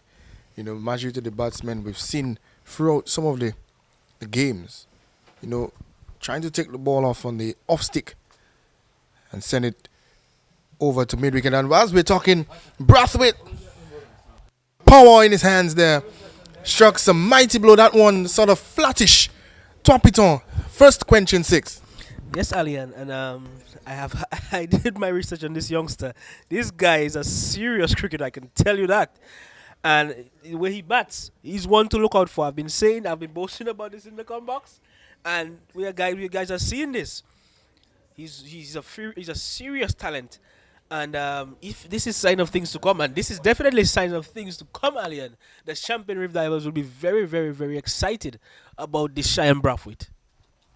Yeah, most definitely so. Of course, he got under that one really quickly.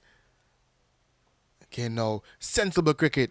Got a maximum the previous ball and now just tucks this one, gets a single, takes the score to 79 for no loss.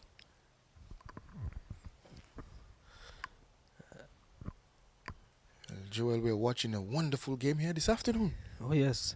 I would love to see our nature boy, Alec Athanaze, back on island, in the blue for the Champagne Reef Divers, entertaining in this 4th edition of this Dream 11 Nature Isle T10 tournament. And a lovely drive down the ground. He'll get 2 for it. But lovely drive, beating the diving Jean Barry. And that will end the over. After 7 overs, it is 81 without loss. And Alec Athanaze unbeaten on 40. Cheyenne Brathwaite unbeaten on 31. Athanaze tearing down the barrel there of the first half century of the tournament. Oh, yes.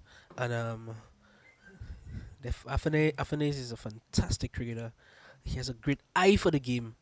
And, the 50s on the card up for him. And also, the first 100 runs off the tournament by the Champagne Reef Divers. They're getting closer to it. They're 81 without loss with 3 overs to come, 18 legal deliveries to go. You would expect they would get well in excess of the over the 100 mark, Alian. Well, Joel, you earlier on you did the pitch report before that game between the Indian River Rovers and the Champagne Reef Divers. In your analysis at the beginning, you mentioned the guy who wins the toss first should step in and bat first. But there was a previous game, though, that we looked at. Any changes between the two matches? I felt that the cracks in the wicket opened out a bit. But apart from that, there's not much different in the track. As we see a very innovative shot there by Cheyenne Brathwaite, just scooping it over the fielder. And a brilliant fielding there. And actually getting Alec Athanaze, the massive wicket of Alec Athanaze, run out Fantastic piece of fielding there by Kavem Hodge. Trying to steal a second run and a third run actually, and Kavem was really in sync with what was going on, and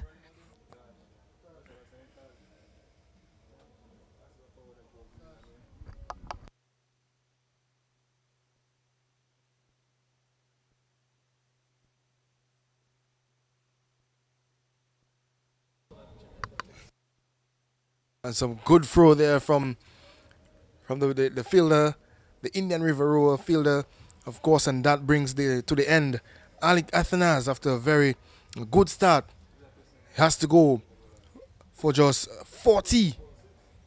Was well short of his ground there, Athanas. Well short of his ground. yeah, very premature ending here for Alec Athanas. You'd be disappointed with that. It looked like he was just getting into his work. But nevertheless, he's gone for 40 odd. Fantastic start he gave his team. And you see the new batsman coming in. Very stylish, aggressive Dylan Douglas. And I could tell you, Alian, these both players, Cheyenne Brathwaite and Dylan Douglas, they featured a couple of weeks ago in the Tobago Dream 11 T10 tournament. And they were well up there in terms of the runs. So they are in fine form. And at 83 for 1 with a very good partnership, they could well get into the 130, 140 mark, Alien. Loud appeal. And up goes the finger immediately. Dylan Douglas has to return to the dugout. Lee Louisi strikes. Beautiful delivery by Lee Louisi. Pitched and straightened a bit and catching the batsman in front of the line. Beautiful delivery by him. That was plumb. That is out. Well in front. Well in front. Dylan Douglas returns to the dugout. That slow, dreadful walk back to the pavilion goes without scoring. But in brings another danger man, Courtney Ansem. Another man from the south. That's the South City Granby. Of course, that's the area that Alec Athanas is from. But it's Courtney Ansem now in the middle with Brathwaite. You just think that Lee Louisi came on a little too late, Alien. He could have probably been brought it on probably in the 4th to 5th over. And you never know what could have happened. And nevertheless, he's making some inroads into the Champion Reef Divers batting lineup. Well, Lee Louisi, doesn't matter if you give him the ball early, late. He's one that will try his utmost. The left-arm orthodox hails from the community of Maho. And he's been around on the scene for quite a while now. Of course, plays for the St. Paul's Club, St. Paul's Cricket Club. A lovely hard shot there, almost taking off the ankles there of Courtney Ansem.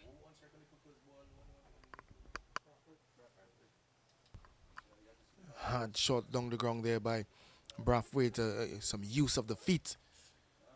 Almost getting his partner on the non-striker's end, Courtney Ansem. As you could see, a bit of breeze just blowing across the Windsor Park Sports Stadium.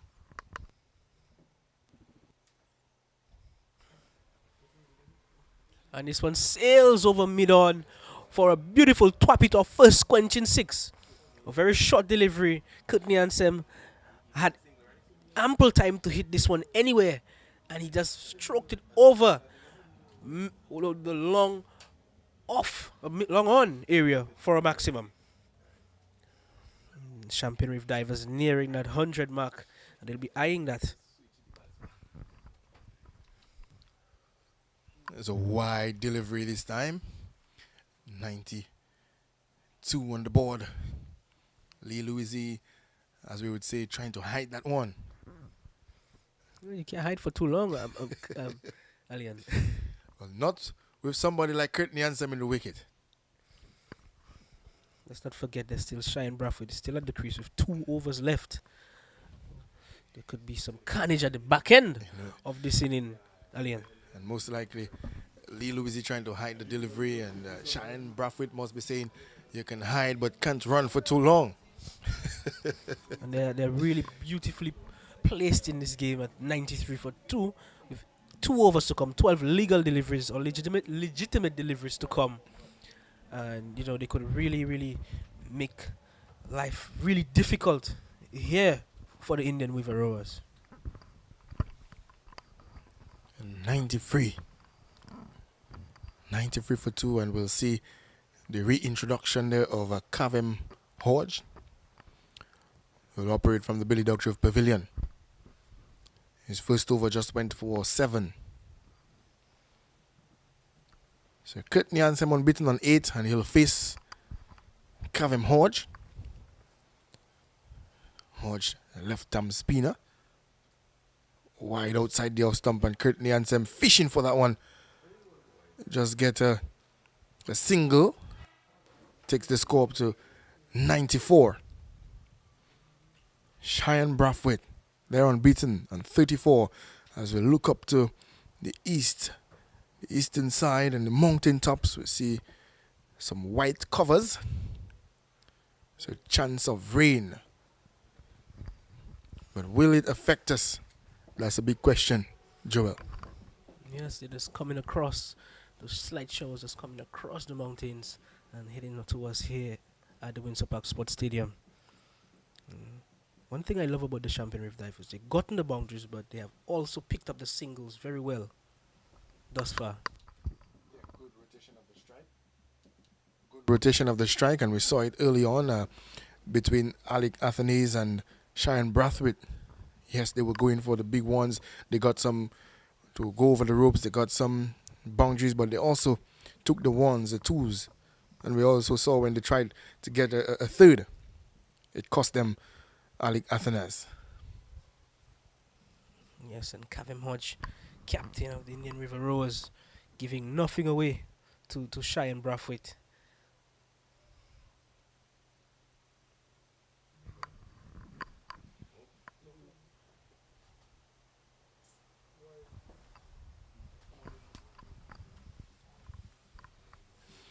Another wide delivery there from Kavem Hodge. Still 2 deliveries left in the over.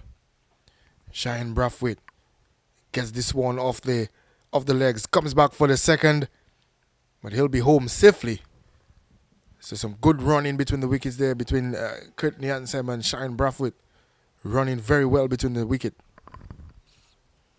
Yes, they've been really running nicely from the beginning of the innings. Athanaze and Brathwaite, now Brathwaite and Anselm.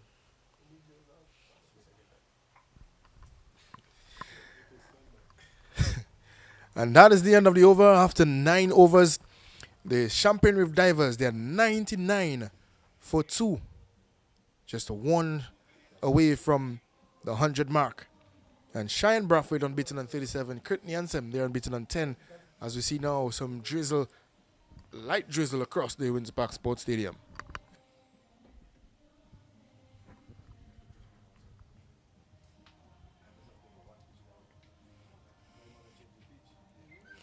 With the last over to go, what would be a good send-off for the Champion Reef Divers, Alian? 20, 15, 25 runs in the over? What's realistic? Well, Darren Ned with the ball. I'd give them just about between 10 and 15 from the over. But nevertheless, with Cheyenne Brathwaite and Kurt Niansem in the middle, anything is possible. Precisely. And they will be trying to maximize as much as possible. Darren Ned.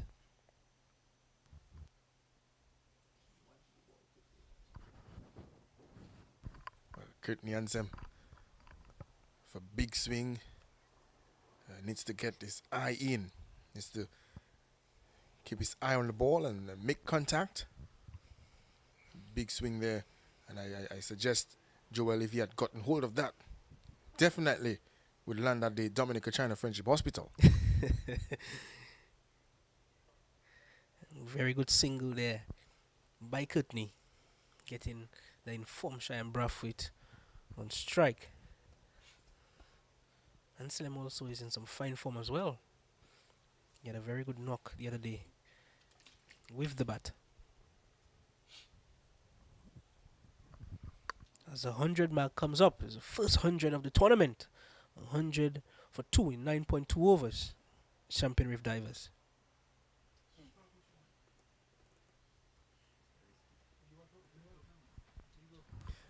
That was a very good shot. Well, innovative.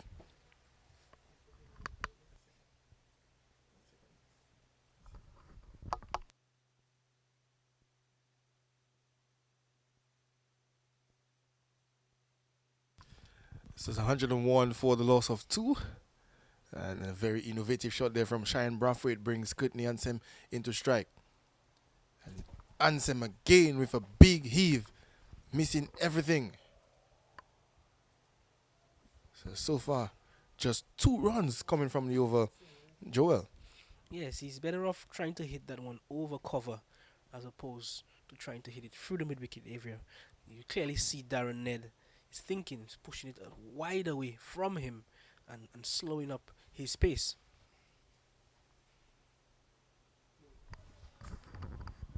And again, just like you mentioned, Buddy has to go, and Courtney Ansem departs with only scoring 11 from 8, playing down the wrong line with that one, and his thumbs shattered there by Darren Ned.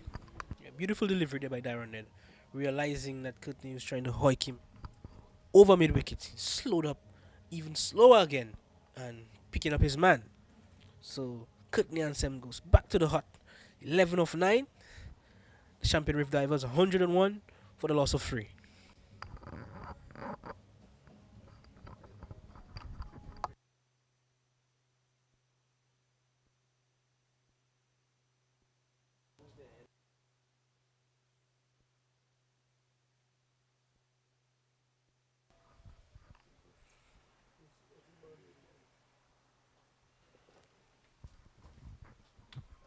This one sails over mid-on for a Twapito first Quentin 6.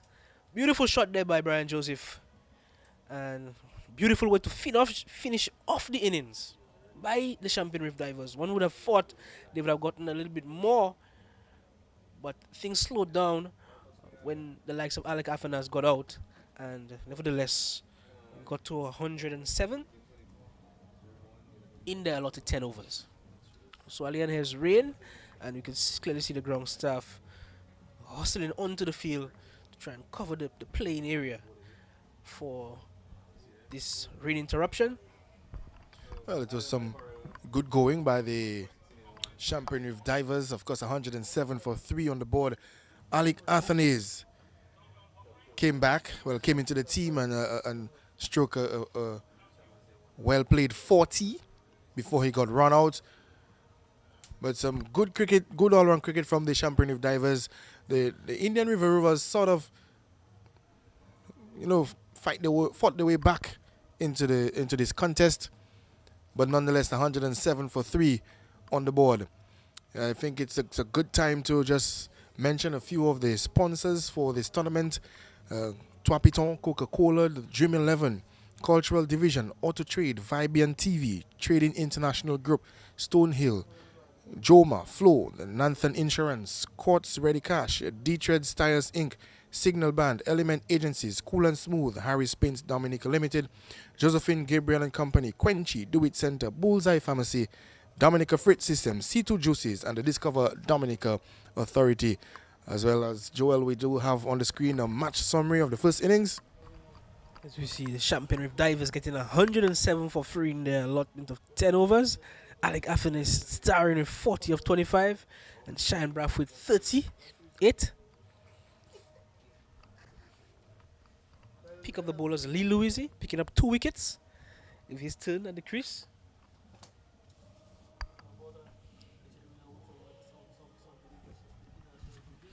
As we could clearly see the ground staff trying their best to cover the playing area. And we must commend them for the work that they've done so far. Fantastic job. They've been real busy in this edition of the tournament. Most days we have rain interruptions. They've been on and off. So we'd like to thank them for their services and their dedication towards this tournament. And the innings break with Gavin Richards down under the dugout, flow dugout.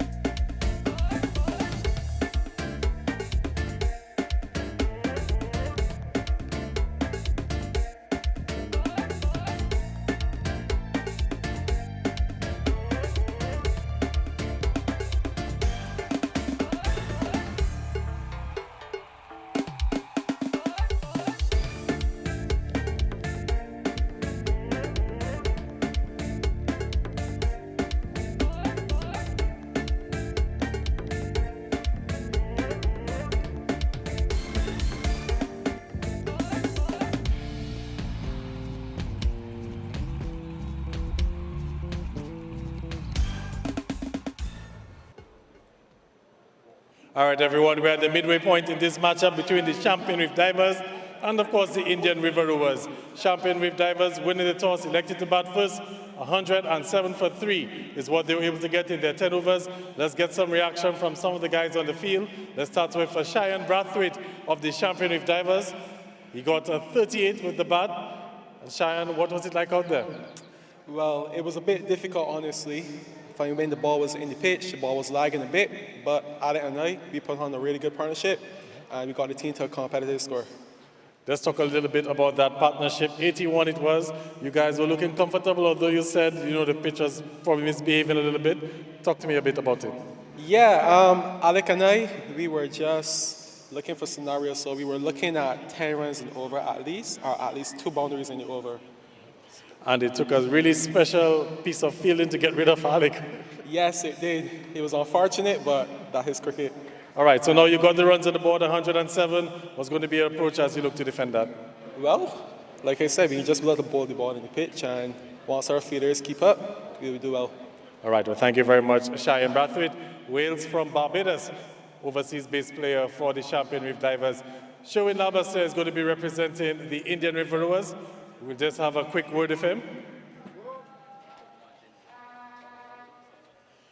Sherwin, of course, 107 for 3. Talk to me about the bowling effort. I think we did bowl well in certain areas of the game, knowing the destruction these two guys can cause. Alec Athanase was dropped on 7. How much did that really come back to hurt you guys? Well, if we had get him out, it would have been give us a huge confidence in going through the rest of the guys, but that's the game, All right, there's a bit of weather around, covers are on the pitch. 107 is the initial target, or it should be 108. How are you guys going to be approaching that run chase? Well, I believe we just go hard at the top. We have Kavem back with us, Kavem, Taj. So if we can get these two guys going, at the top to give us a good start in the rest of the innings. All right, well, thank you very much, Sherwin, and all the best out there. Yeah, thanks. All right, so that was Sherwin Labaster of the Indian River Rovers. So that's it at the midway point in the game. The Champion Reef Divers 107 for 3 in their 10 overs batting first. The Indian River Rovers are going to need 108. The covers are on, so we'll wait until the rain stops, and then we'll be back with the cricket action. See you then.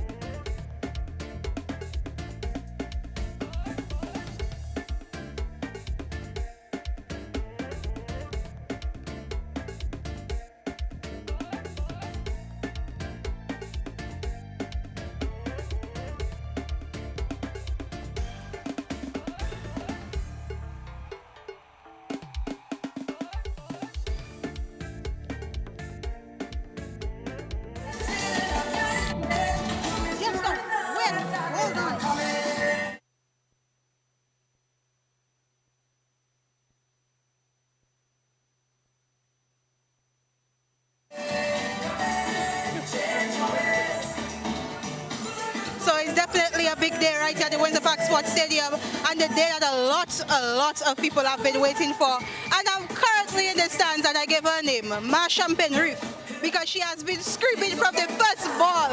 How do you feel about Alex's performance today? I know you're Jean Guambe, and you're supporting your boy. How do you feel about it today?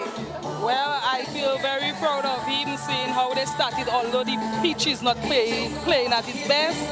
And it's not only Ali come here to support, my brother is also part of the team, and my cousin. So we have a good amount of players there with that team. So we all out with them. I told you, Masham Penrith. So as you heard, you know, even though things are a little rough on the pitch, but we're supporting our boys nonetheless. And what do you expect Sham Penrith to win this game today? Sure, definitely. They have done it in the West, and even with that score, they have to win. They have to win. They have to win with conviction. So stay tuned as the game will resume soon. It's a bit wet in the Windsor Park Sports Stadium, but today is the Sham Penrith Divers, and as you heard, they just have to win. Let's see if that will be the case right here at the Windsor Park Sports Stadium.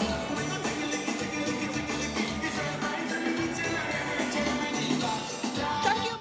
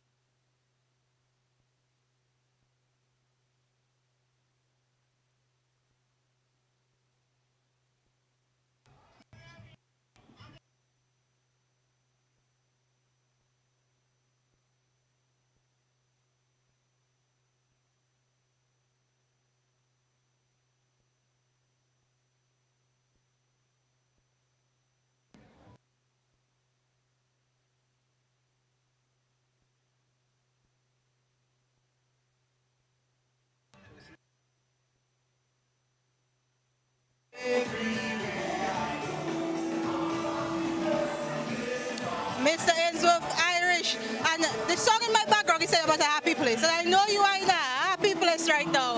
A man who just loves everything sports, everything cricket. Mr. Irish, how do you feel that the Dream 11 C10 tournament is going in Dominica? Oh, I'm extremely delighted. As a matter of fact, I was the first manager of Sari Sari when it started 4 years ago or 3 years ago. And of course, you know, cricket is the sport in the Caribbean. And I'm extremely delighted that the 4th edition in Dominica this year seems to be doing very well. And from all indications, the organizers have done a tremendous job. And of course, today we saw our own Ali Cartanas. I mean, that's one of our son of the soil and a guy on the West Indies team. He just played in the T20, in the ODI, and of course did very well for himself. And here I can say today we have Hodge himself will be batting in the second inning or the next inning. And certainly I think that's a plus for Dominica. And I can tell you that they have gone from leaps and bounds. I mean, we started 3 years ago with the Dream 11, and it was kind of, you know, dodgy, but then since then the organizers have done a tremendous amount of work in really making it what it is today. And I'm very happy to see, although it's a working day, you still have quite a few spectators. So I'm looking forward to greater things as the season unfolds. and greater things are certainly to come right here at the T10 tournament. And you know, the Windsor Park Sports Stadium, it still has space for more people to come on down to the Windsor Park Sports Stadium. The Indian River Rowers are up to bat next, and we just saw Alec Afanas on the pitch, and as you heard, Kavem Hodge, the Nature Boy, will be up next. So stay locked into VBN TV as well as the Dominica Cricket Association Facebook page, as the Indian River Rowers and our Nature Boy, Mr. Kavem Hodge, will be back on the field, and let's see what's to come. Greater things to come, certainly, on the Dream 11 T10 tournament right here at the Windsor Park Sports Stadium. I'm out.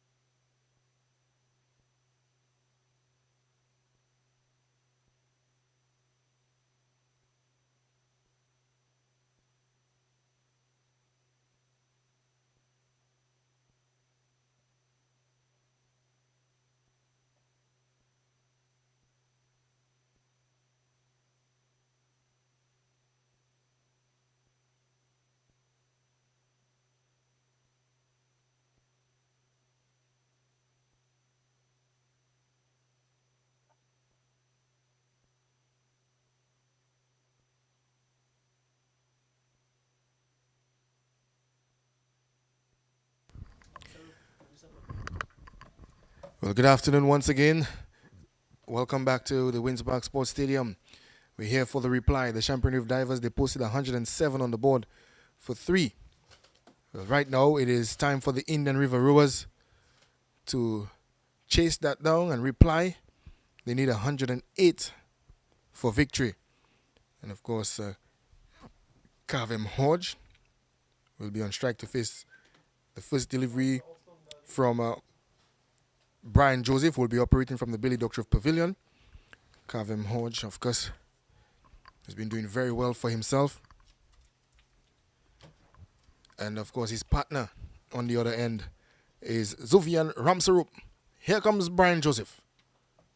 And the first delivery up, and a well-played single, of course, they're running very quickly between the wickets. Of course, Ramsarup running very quickly as well. As I say, good afternoon to Compton Bertrand. Good afternoon to you again.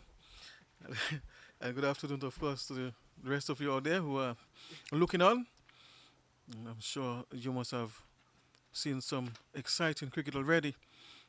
Joseph, of course, meantime, will make his way to the right-hander. And this one is smacked in the deep, and the catch taken. He's out. Not quite timing this one. And the ball, of course, going in the deep there towards deep cover.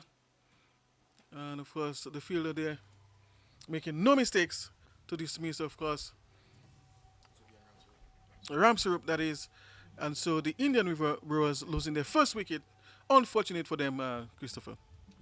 Yeah, unfortunate dismissal there. And Ramsarup, I thought, it wasn't a bad-looking shot. But that ball stood in the air for a while. And Brian Joseph claims the first wicket. See Ramsarup there, a good-looking attempt. But he has to go back to the dugout without scoring. And you can see his disappointment. Tossed that back there away. But nonetheless, it is 1 for 1. Yes, of course, that was a very good delivery as well from Brian Joseph. Good length, and the ball just drifts slightly away from the batter. There's a little bit of movement of the seam as well. So all that, of course, leading to his demise. So Joseph, of course, has started very well with the early inroad.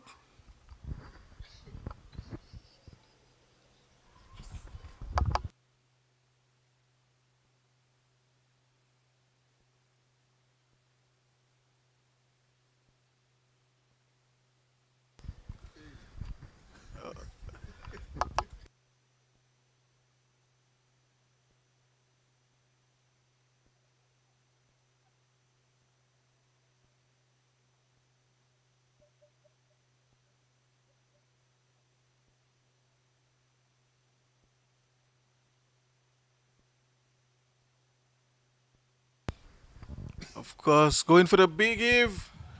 And all the way airborne for a Tropitor thirst quenching six. Kavem Hodge is the man, of course, doing the damage there. And I'm sure he'll be looking to put up his hand for his team. So Brian Joseph has something to think about now. Already indicating to him what his intention is. Let's see how Joseph responds. And again, going for the drive, and it's caught! Hodge is gone. A key batter, of course, of the Indian River Rowers. Going for the big heave, trying to clear the head of the man posted at mid-off, but instead going down his throat, and a very important wicket there, big wicket there, gone for the Indian River Rowers. Well, one too many, Compton. Kavem Hodge, the previous ball, smashed that for mighty six, and of course, looking to maybe do the same again, but straight into the arms of the fielder, and making no mistake of that there. The catcher, Cheyenne Brathwaite, making no mistake whatsoever. And both openers, Kavem Hodge and Zuvian Ramsarup, back in the pavilion already. Yes, perfect start there for the Champion Reef Divers. Of course, putting the Indian River Rowers under early pressure. And of course, that's not, I'm sure, what they wanted at this stage of the innings. It is so important to get that good start with wickets, of course. But that wasn't to be for the Rowers. And so now the top middle order batters have some work to do. The new batsman, Darren Ned. The right-handed batsman there. And of course, in the Brian Joseph looking good. Just 5 deliveries bowled. 2 wickets, 7 runs. Of course, the new man in is Darren Ned. Of course, these two really have to try to pull things back for the Brewers. Have to try to rebuild the innings. But I'm sure Brian Joseph will have other ideas. He might want to continue making penetrations. Ned opens the face on this one. The ball going very near the boundary, but he will not get it.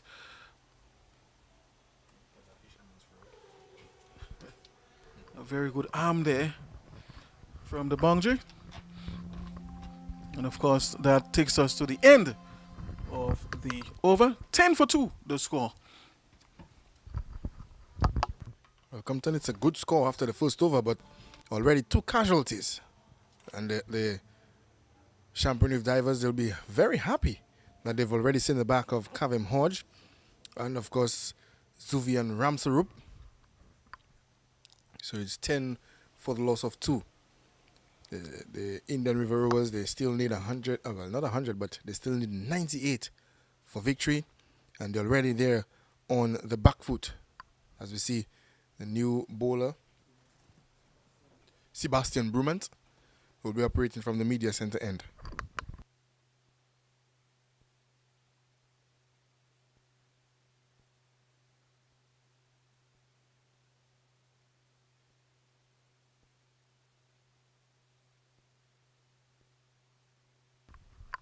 Here's Brumant for wide-ish looking delivery. And of course, it will be called wide by the umpire. So of course, Brumant will have to check that line and get that ball closer in. Not the way you really want to start. Starting with a wide-ish delivery. Maybe a loosener comes on. Yes, that's often the case with bowlers. But again, drifting down the leg side.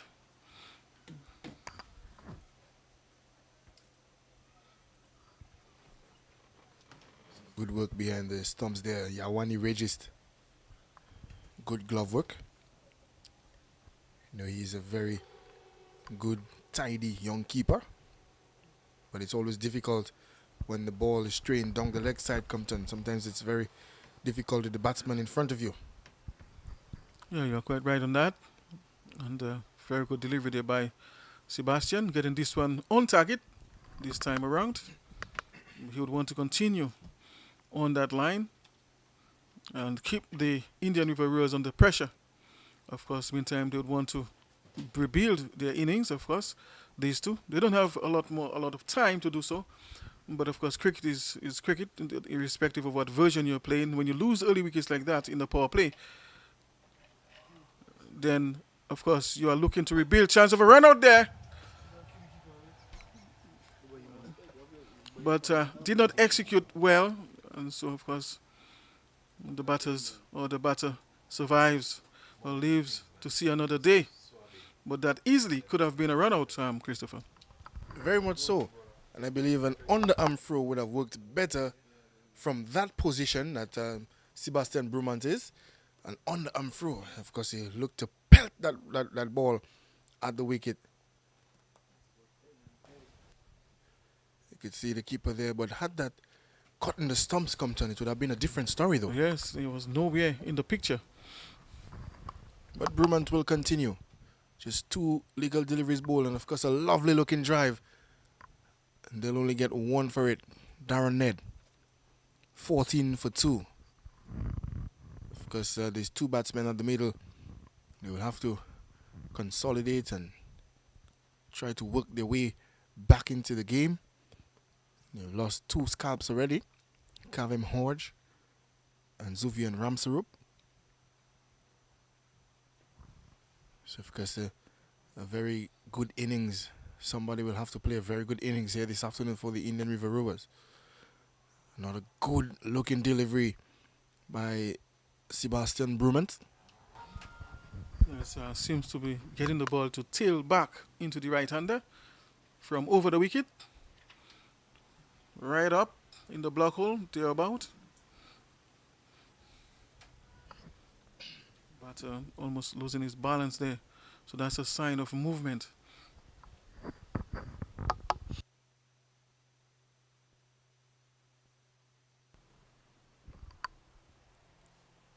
That one in the air.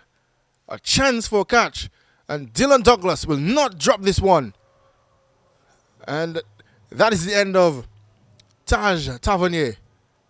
Has to go. He looked to go for a Twapito first quenching 6, but Dylan Douglas, not making any mistake, gets it. Oh yes, certainly that was a good catch there. Went high up into the air. Of course, that ball was on about the leg stump, just drifting a little bit. He swiveled this one around, hoping to clear the fence, of course, behind square on the onside. But a man was posted right there in the area the ball descended. And of course, made no mistakes with this one. The Indian River was in further trouble, losing another wicket.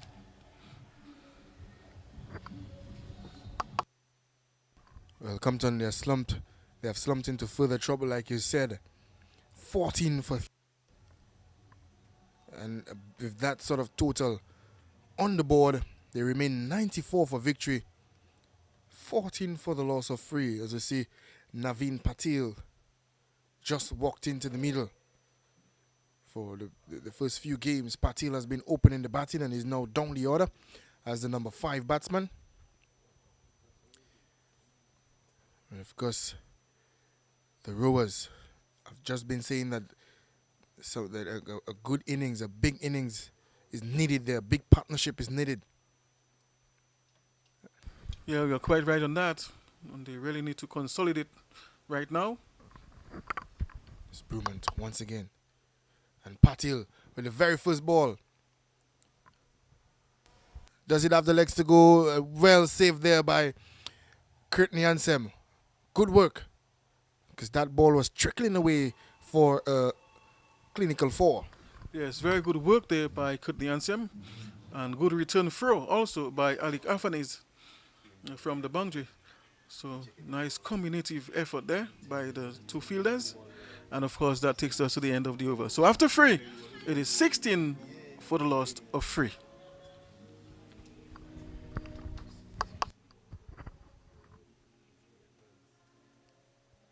You see Brian Joseph giving the ball again. His first over only cost 9 runs, but he picked up 2 important wickets in that first over. The Rovers 16 for the loss of 3. Here's Brian Joseph from the Billy Ducktrove Pavilion. A lovely looking drive by Darren Ned. But in the way of it, Courtney Ansem.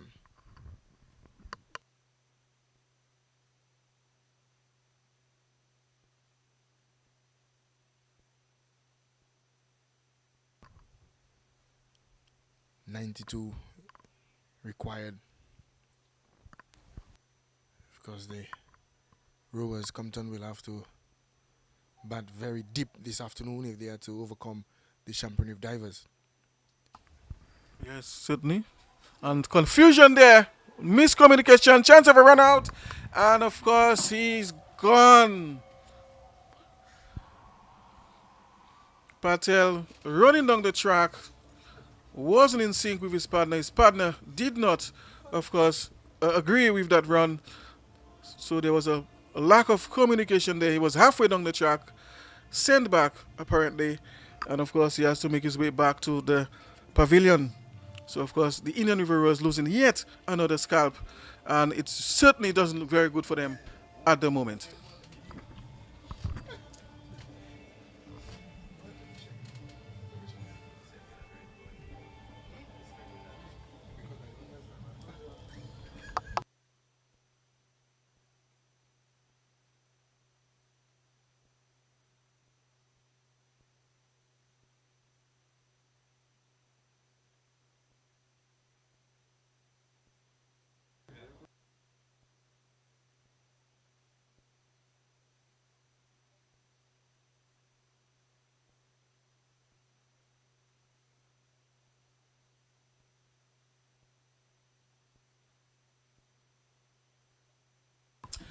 So,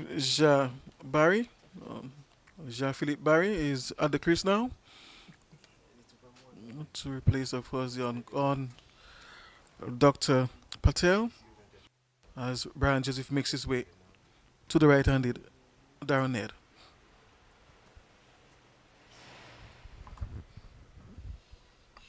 The Royals really have to come up with something very special now to repair the damage that had been done.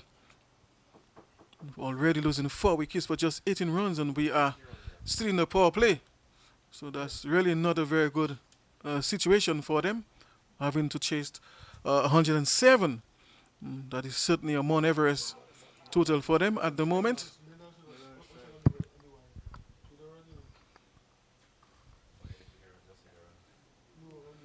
So they are currently under tremendous pressure. So they need to get at least 3 good partnerships if they have to get anywhere near that total of 107.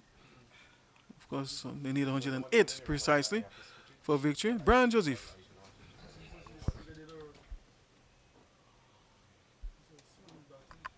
Well, 18 for the loss of 4. Jean-Philippe Barry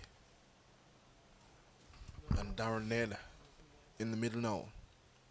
Of course, they still require 89 for victory. Right now, this looks like a very big mountain to climb, Compton. And this mountain, of course, this is one where you'll require your spikes, your hiking gears, because that total 89 is still required, and 19 for 4. And not just spikes to climb that mountain, but you might need some food as well, and protective clothing, because it's very cold up there. So it's a serious journey.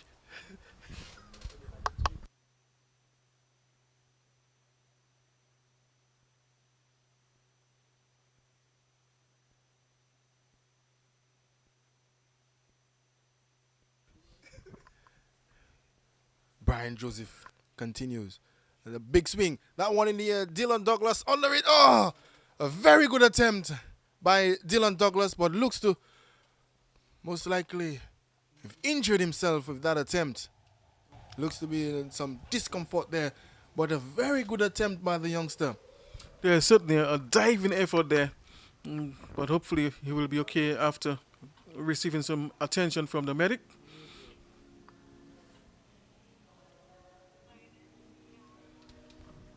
But so far, 3 overs bowled, 21 for the loss of 4. Not a very good start for the Indian River Rowers. They have lost 4 wickets so far. And it's not even yet the end of the power play. And so really not a good scenario there for the rowers as far as getting to the target is concerned. They're in deep, deep trouble. Of course, Brian Joseph causing some serious damage, already grabbing 2 wickets for just 13 runs. And of course, Brumant making also a very vital penetration, picking up the 1 wicket for just 6 runs.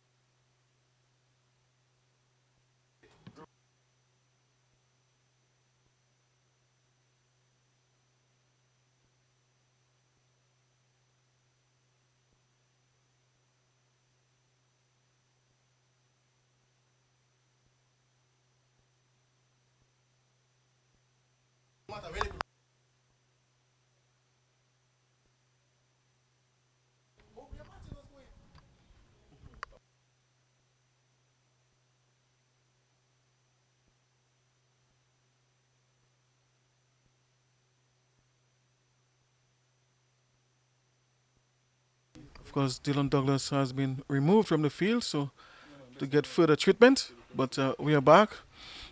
First, to begin the 4th over. So it's 21 for 4. The score. Darren Ned is on 6 and his partner, Philip Barry, is not yet off the mark. Of course, Cameron George is the man into the attack.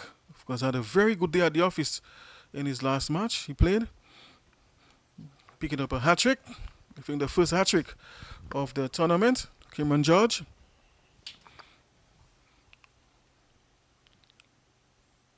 And of course, he'll be looking to put up his hand again in this match against the Indian River Rowers. Of course, but the Rowers has a serious task on their hands right now. Oh, what a gorgeous shot that was off the back foot and carving this one nicely through the offside. This is really worth a photograph.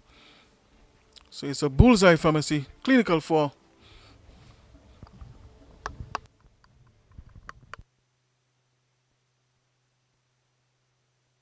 Of course, as I say, good afternoon to Joel Mingo. Good afternoon to you, Compton Bertrand, and good afternoon to our listeners here and worldwide. Indian Rowers are really staggering at the moment, and staggering continues. Inside edge. Imran George just flighting this one outside the off stump, and Darren Ned trying to guide it past the keeper. Inside edge onto the stumps, and they fall into more trouble. Yeah, so the woes of the Indian River Rowers continues, having suffered yet another casualty. And it certainly doesn't look very good at all for them. In fact, the writing already begin to appear on the wall for the Rowers, losing too many wickets too quickly. And of course, it will take something extremely special to get them back into this match.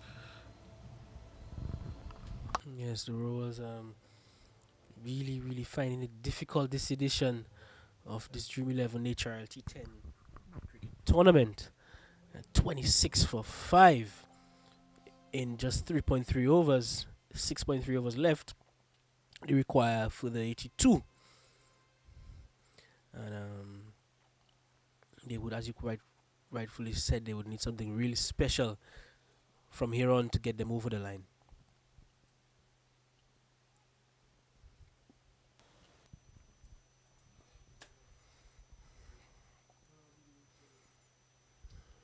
Wide signal by the umpire.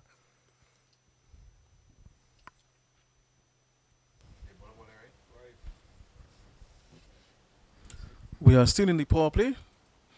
And of course, Jupiter just looking to drive this one there through cover. Already 5 wickets are down for just 27 in the power play period as Judge continues his operation. Really difficult situation there for the Indian River Rowers. Most of the key batters are already back in the dugout.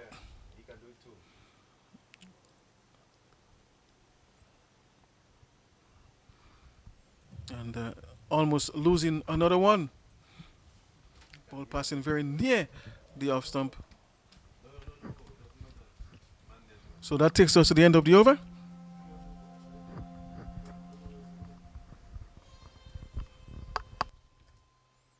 And my thinking right now is was the Indian River Rovers need to just bat out the remaining overs. 27 for 5. With 6 overs to come. And Jean-Philippe Barry and Daniel Dupini at the crease. Both of them are pretty decent players.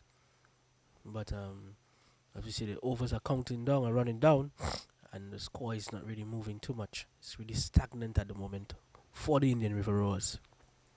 And Compton, they have really struggled, the Indian River Rovers, so far in this edition.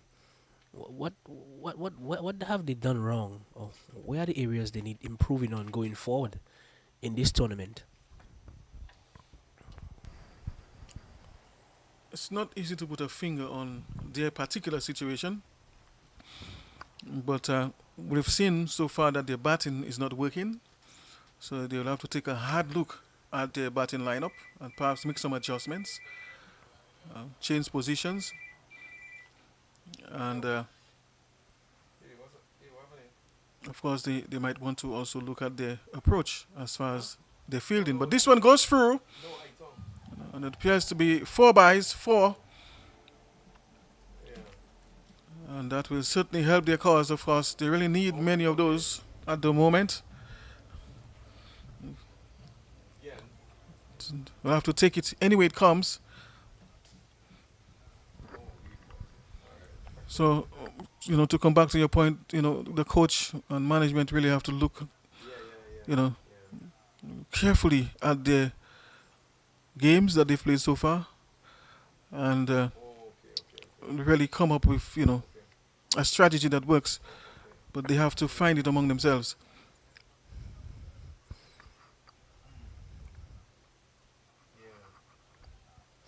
Good observation, Compton. What I have observed as well, they've struggled in the running between the wickets. They already have a run out already for today. Prior to that, they had 4 run-outs in one particular match, and the batting lineup is not set. I think all these things boil down to the lack of communication. And when you have lack of communication, you would be wondering, if the group is actually even gelling together. As we see another wicket fall, Jean-Philippe Barry being bowled, a nothing shot really, and Shaim Caesar just putting this one on the off stump and they just carve back in and having Jabari bowled, and more misery for the Indian River Rovers. Oh yes, so their struggles continue. So that's the loss of another wicket for the Indian River Rovers. Yeah, and back to our point, Compton. It's all about, I just don't believe that they have gelled as a group together. And when things are good in the field, you could still see that, their shoulders are down when the wicket is, when they take wickets and they're up, they're still, they don't really, I just don't feel that they gel together as a group nicely as opposed to last edition where they won mostly all their games and they came up short in the finals.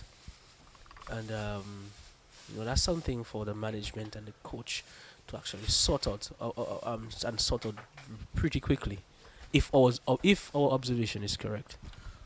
Yeah, certainly. Caesar will continue his operation from the Billy Doctor Pavilion end.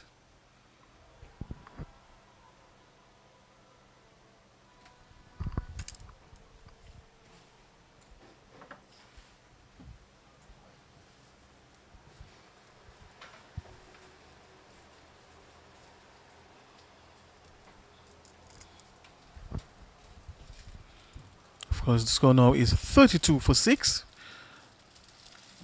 And we are nearing the halfway stage, of course, as far as overs bowled. Remember, it's the Dream 11 HILT 10 tournament. And, of course, the Indian River Rovers require another 76 runs if they are to win this match.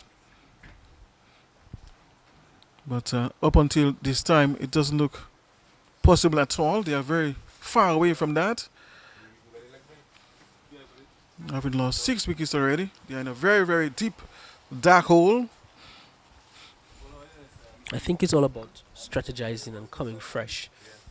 We're seeing the addition of Kavem Hodge, the nature boy, to their team, and you would think that would really add a lot of value to this squad or to the outfit. And it's very interesting to see, how they come up the next few games. They have another match tomorrow against the Sari Sunrisers, and it's just a matter of recouping, discuss and come up with a better game plan. Planning is key. If you fail to plan, you plan to fail. And the Indian River Rovers will have to do something different in the upcoming games if they have to see different results, Compton. Yes, you're quite right on that. Of course, Kavem Hodge is key to their batting lineup. And I suspect his percentage of success as far as runs is very vital to their success as far as runs as well. Because if you look at certain statistics, depending on certain batters, how they perform, it influences the rest of the entire team. Precisely. That's a good point. And he would actually need to lead from the front. Likes of him, Tash, Tavernier, and the overseas players, Ramprasrup and Darren Ned. Yes, certainly. Of course, Dupini wanted a second run. He was very disappointed with his partner, who wasn't up for the task.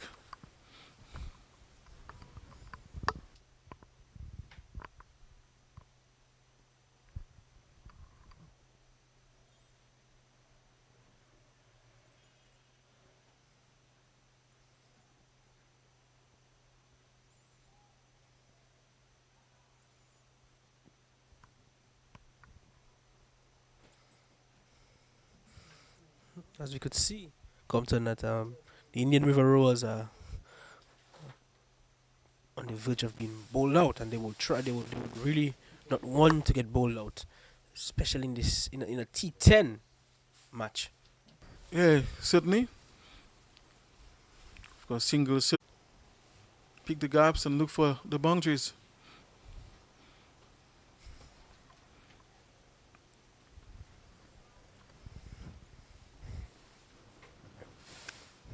This brings some decency to their innings. These two. Labasia is a clean strike of the ball. I've watched him play on different occasions, apart from this Dream 11. So he too can strike a few blows.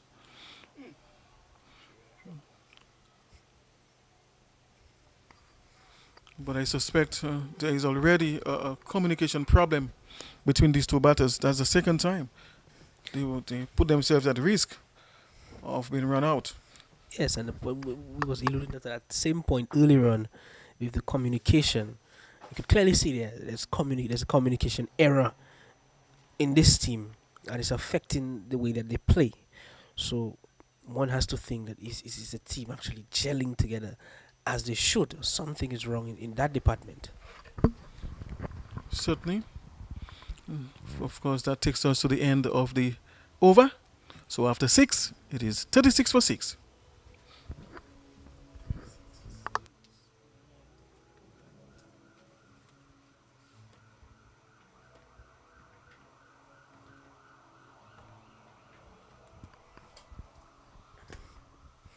And we hope that Dylan Douglas is okay. He left the field a few overs ago to receive treatment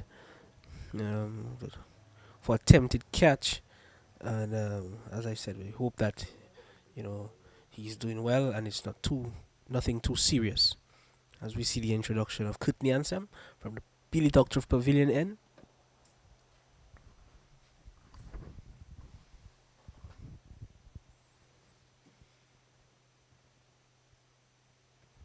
And he's bold. Aniel Dupini playing all over that delivery. And Courtney Ansem making no mistake. And the Champion Reef Divers pick up another wicket. Oh yes, he just played all over this one. well directed delivery there by Kutney Anselm, the tall off spinner. And of course, it was sufficient to see the back of Daniel Dupini. So again, the woes continue for the Indian River Roars, suffering yet another casualty.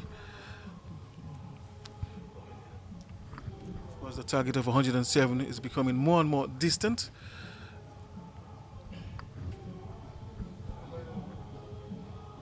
I'm sure the Champion Reef Divers will be extremely happy with the situation. Of course, victory is already in sight, one can safely say.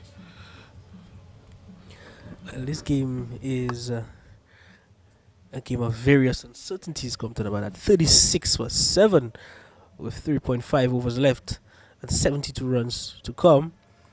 And they would need something sort of magic Compton to get them all over the line. Yeah, certainly. Of course, the required run rate is 18.78 runs and over. And I'm not sure from here onwards the Royals has the personnel to do so. Don't think they have the batters have the competency to produce currently 19.6 runs and over to get them across the line. So with every ball bowled, it becomes more and more impossible for them, apparently.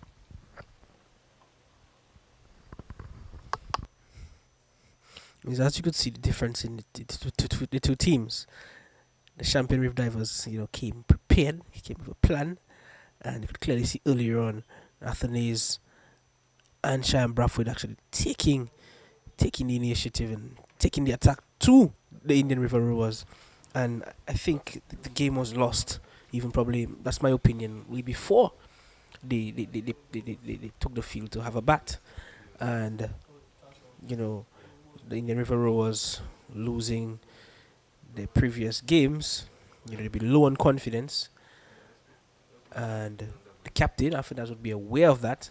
And the coach as well, Phoenix Thomas, and they would have probably, formulated some sort of plan. And it was successful thus far. As we see a big shot and a very interesting shot there by Sherwin Labassiere. Yes, and just trying to paddle this one around towards the onside. But of course, missing this one there altogether. Anselm for a moment really thought he had his man, but he'll have to go back to the top of his mark.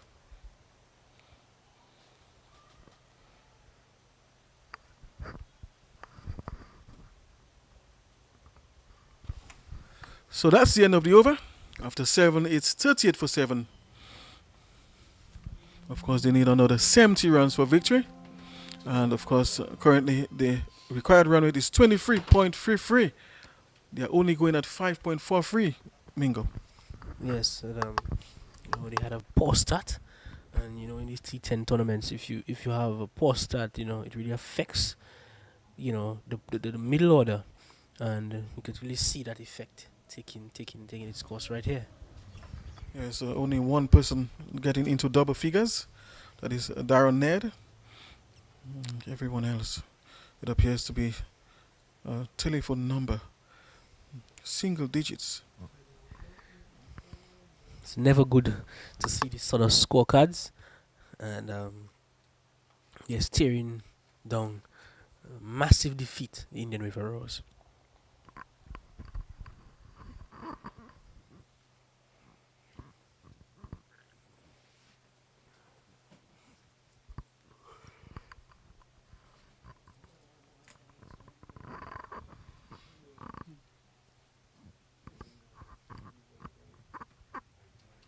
Caesar is continuing from the major center end. Has already picked up the 1 wicket for just 1 run. Just looking to wrap up things there for the Champion Reef Divers. Playing a miss there by Shakim Thomas. And from this point on, the Indian River Roars just need to try to keep the wicket intact and not get bowled out, and just try, to rotate the strike. The game is already basically done and dusted, but just to keep them in things. They just need to just rotate and try not to get bowled out.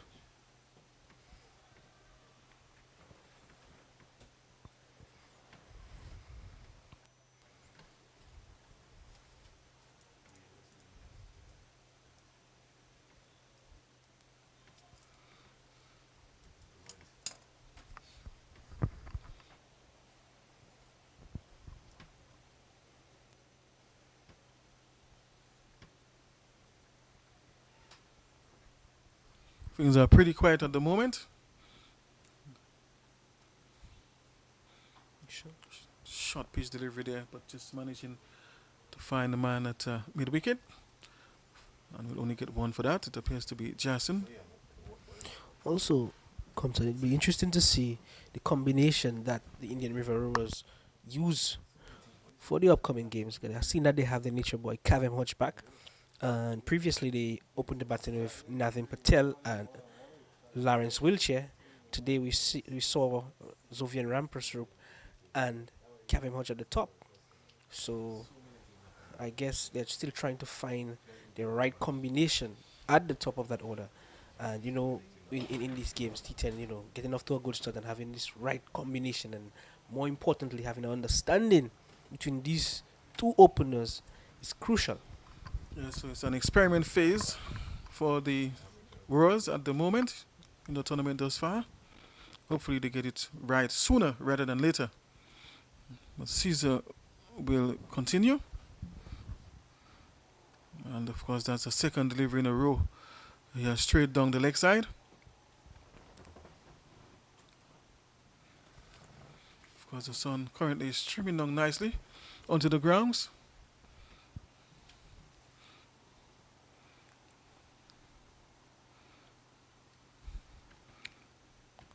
Caesar just looks to close up things there for the Champion Reef Divers. Things are pretty quiet at the moment.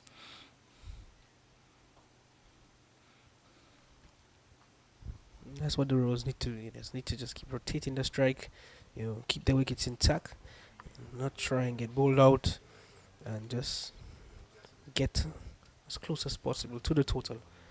Yeah, just bat out the rest of the overs. I think that should be the objective. And get some good batting practice, so to speak. So it's the end of the over. After 8, it's 42 for 7. This is day 5 of this Dream 11 Nature ILT 10 tournament, edition 4. It's exciting tournament kick-started Saturday, and we have had non-stop action Compton from since Saturday up to this day.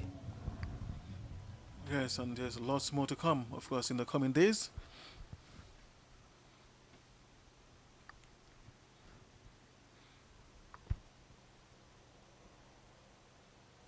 Courtney Ansem. Of course, Lavasia works this one nicely towards square leg. And of course, there's a chance of a run out there. And of course, the umpire goes upstairs for the review.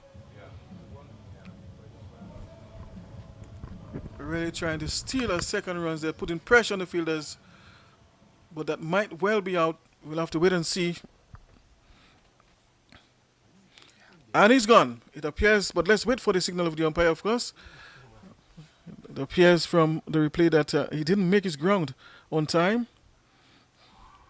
And the red light comes on. So we are seeing now that the red light is indicating that he has been, and here goes the signal of the square leg umpire. So he's out. So of course the Indian River Royals losing yet another wicket. And more so importantly, interestingly, to the run-out route. Again, Compton Bertrand. Yes, so it's another run-out for them. So it seems as if they have not yet totally solved that problem of running out. It's all about communication. This game called cricket, it's about... It was nothing attractive at all because he came there as a bowler. And now when you look at him, you can actually see something from him. He really looks like a batsman. He shapes up nicely. But prior to that, there was nothing attractive about his batting, Mingo. It was something very good that they did at the academy. Compton really worked with him. Sam Curran and a group of guys down there, you know, they do some excellent work with the young talent from this country. Yeah, certainly. Some credit must go to. And his ball just castled him. Shakim Thomas is gone. Of course, losing yet another scalp. That is the Indian River Rose. And of course, Thomas has to make his way back.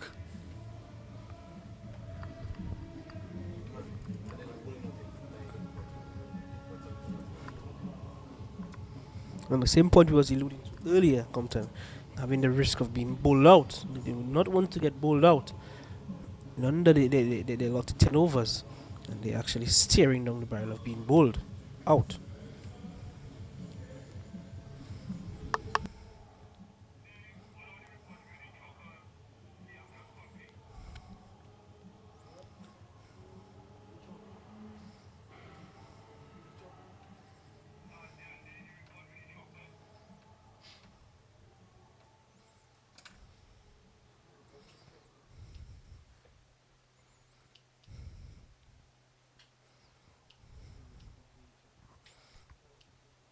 And Dokchev is the man to replace the outgone batter. Still some 64 runs required. That is the Indian River Rowers. And just a few deliveries. Of course, meantime, Ansem will continue from the Billy Dokchev Pavilion end.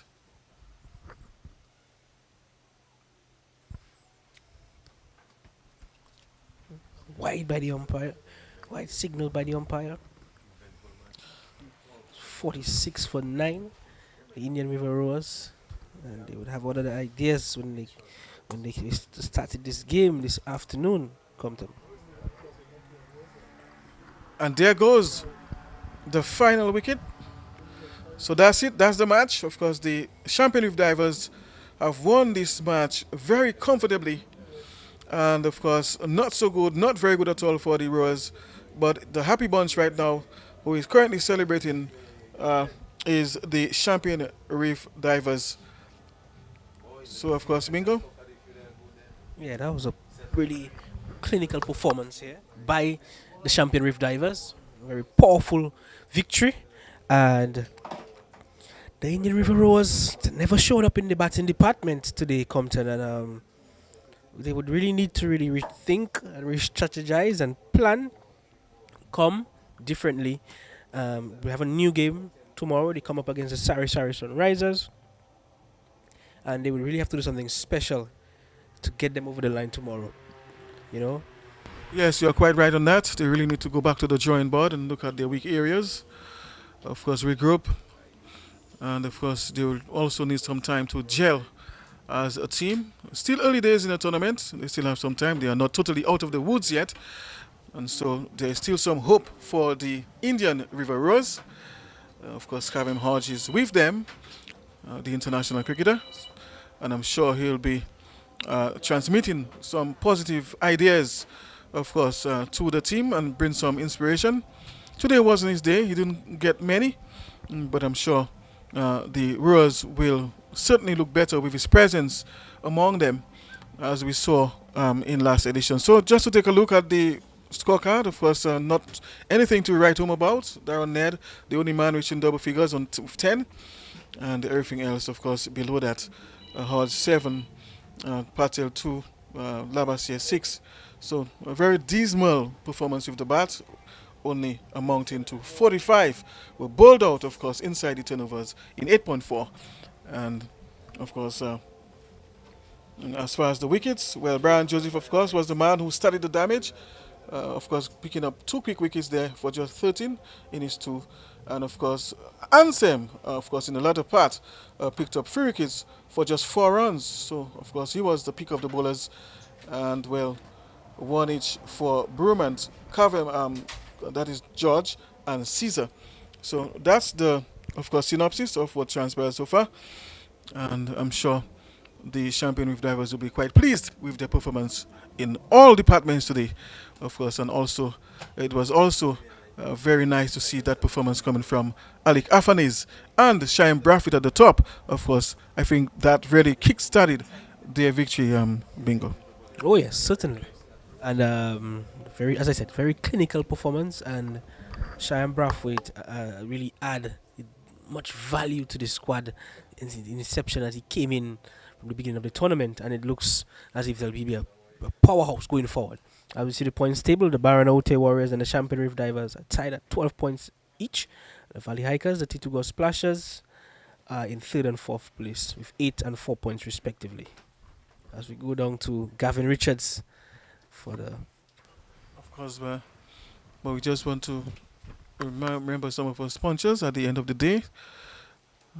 Richards is already posted, but they're not quite ready. So, of course, sponsors here: Twapito, Coca-Cola, Dream 11, Cultural Division, Auto Trade, Vibian TV, Trading International Group, Stonehill, Jomo, Flow, Nanthon Insurance, Cots, Ready Cash, D-Trades, Tires Inc., Signal Band, Element Agencies, Cool and Smooth, Harry Spins Dominica Limited, Josephine Gabriel and Company Limited, Quenchy, Do It Center, Bullseye Pharmacy, Dominica Freight System, City Juices, Discover, Dominica Authority, of course, sponsors making their contribution towards this Dream 11 Nature T10 tournament. And of course, a big thank you must go to them.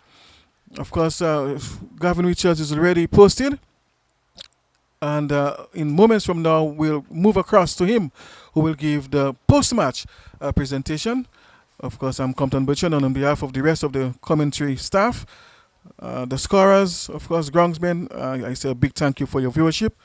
And, of course, we would like you to stay tuned for the final, of course, closing presentation by Gavin Richards. See you then.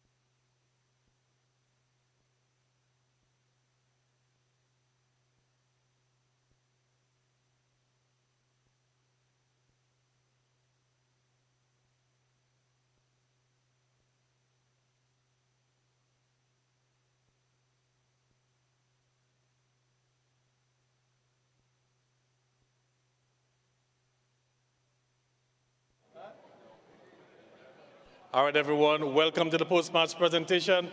Another game in the bag as we're continuing with action in the Dream 11 Nature ILT10 tournament. In the end, a big win for the Champion Reef Divers. They've beaten the Indian River Rowers by some 62 runs. Let's get into the post-match presentation, where we like to invite the losing captain, Kavem Hodge, to just give us some remarks. Kavem, it was a tough one there.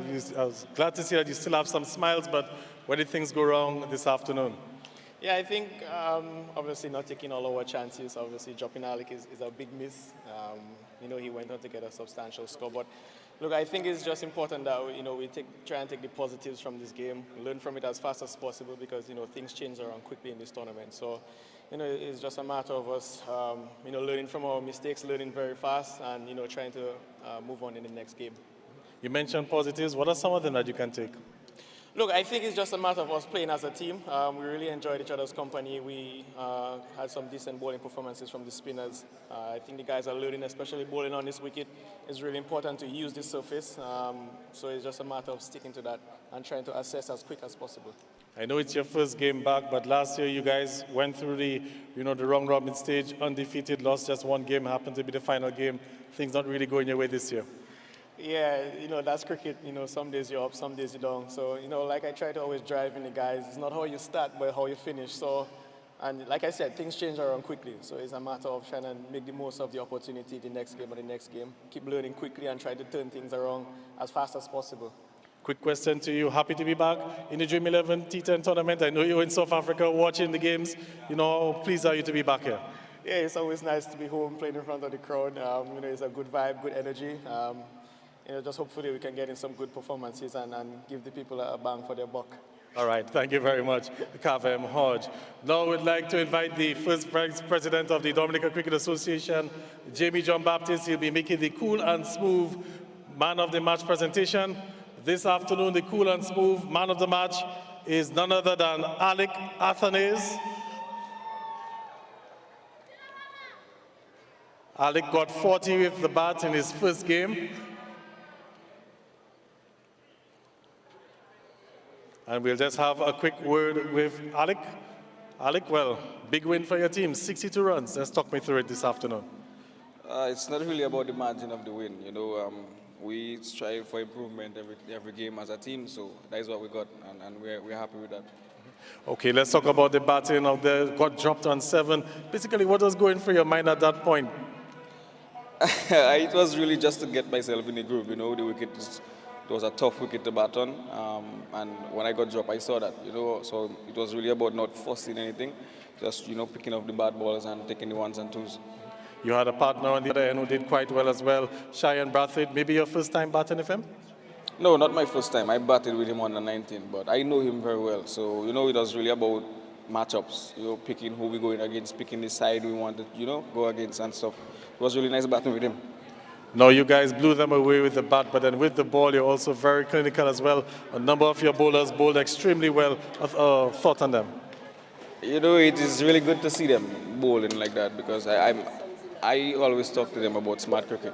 And as long as you play matchups and you assess the condition, things like that will happen. And they bowl very well to the condition. What can you take from this victory as you move into the next game tomorrow? Quick turnaround. Well, confidence. Confidence is the most thing. Getting some runs, some wickets under your belts, and most importantly, a win. As long as we have confidence and we continue to play smart, I think we'll do well. And of course, Alec, I know it's your first game here. While with the West Indies team, I know you're watching, following, and just itching, getting ready to come here and represent in the Dream 11 tournament. How happy are you to be part of this tournament? I mean, it's always good to play in the competition back home. I love playing back home. It's the only time I get to chill with my boys and play cricket and really enjoy playing cricket with them. So it's really good to be back home. All right. Thank you very much, Alec, and all the best. Thank you. All right, the cool and smooth man of the match and also the captain of the Champagne Reef Divers, Alec Athanase. Well, that brings us to the end of the post-match presentation. Of course, we have a lot more cricket action in store for you tomorrow. Alec Athanase and Kavem Hodge will be back in action again tomorrow. First up, the first game, Indian River Rovers will battle the Sari Sari Sunrisers. That game is at 12. And at 2:30 is the Champagne Reef Divers taking on the Barana Ote Warriors. Battle of the 2 undefeated teams. Somebody is going to get an L tomorrow. Let's see who it is. We invite you to come down to the stadium tomorrow and join us for some more cricket action.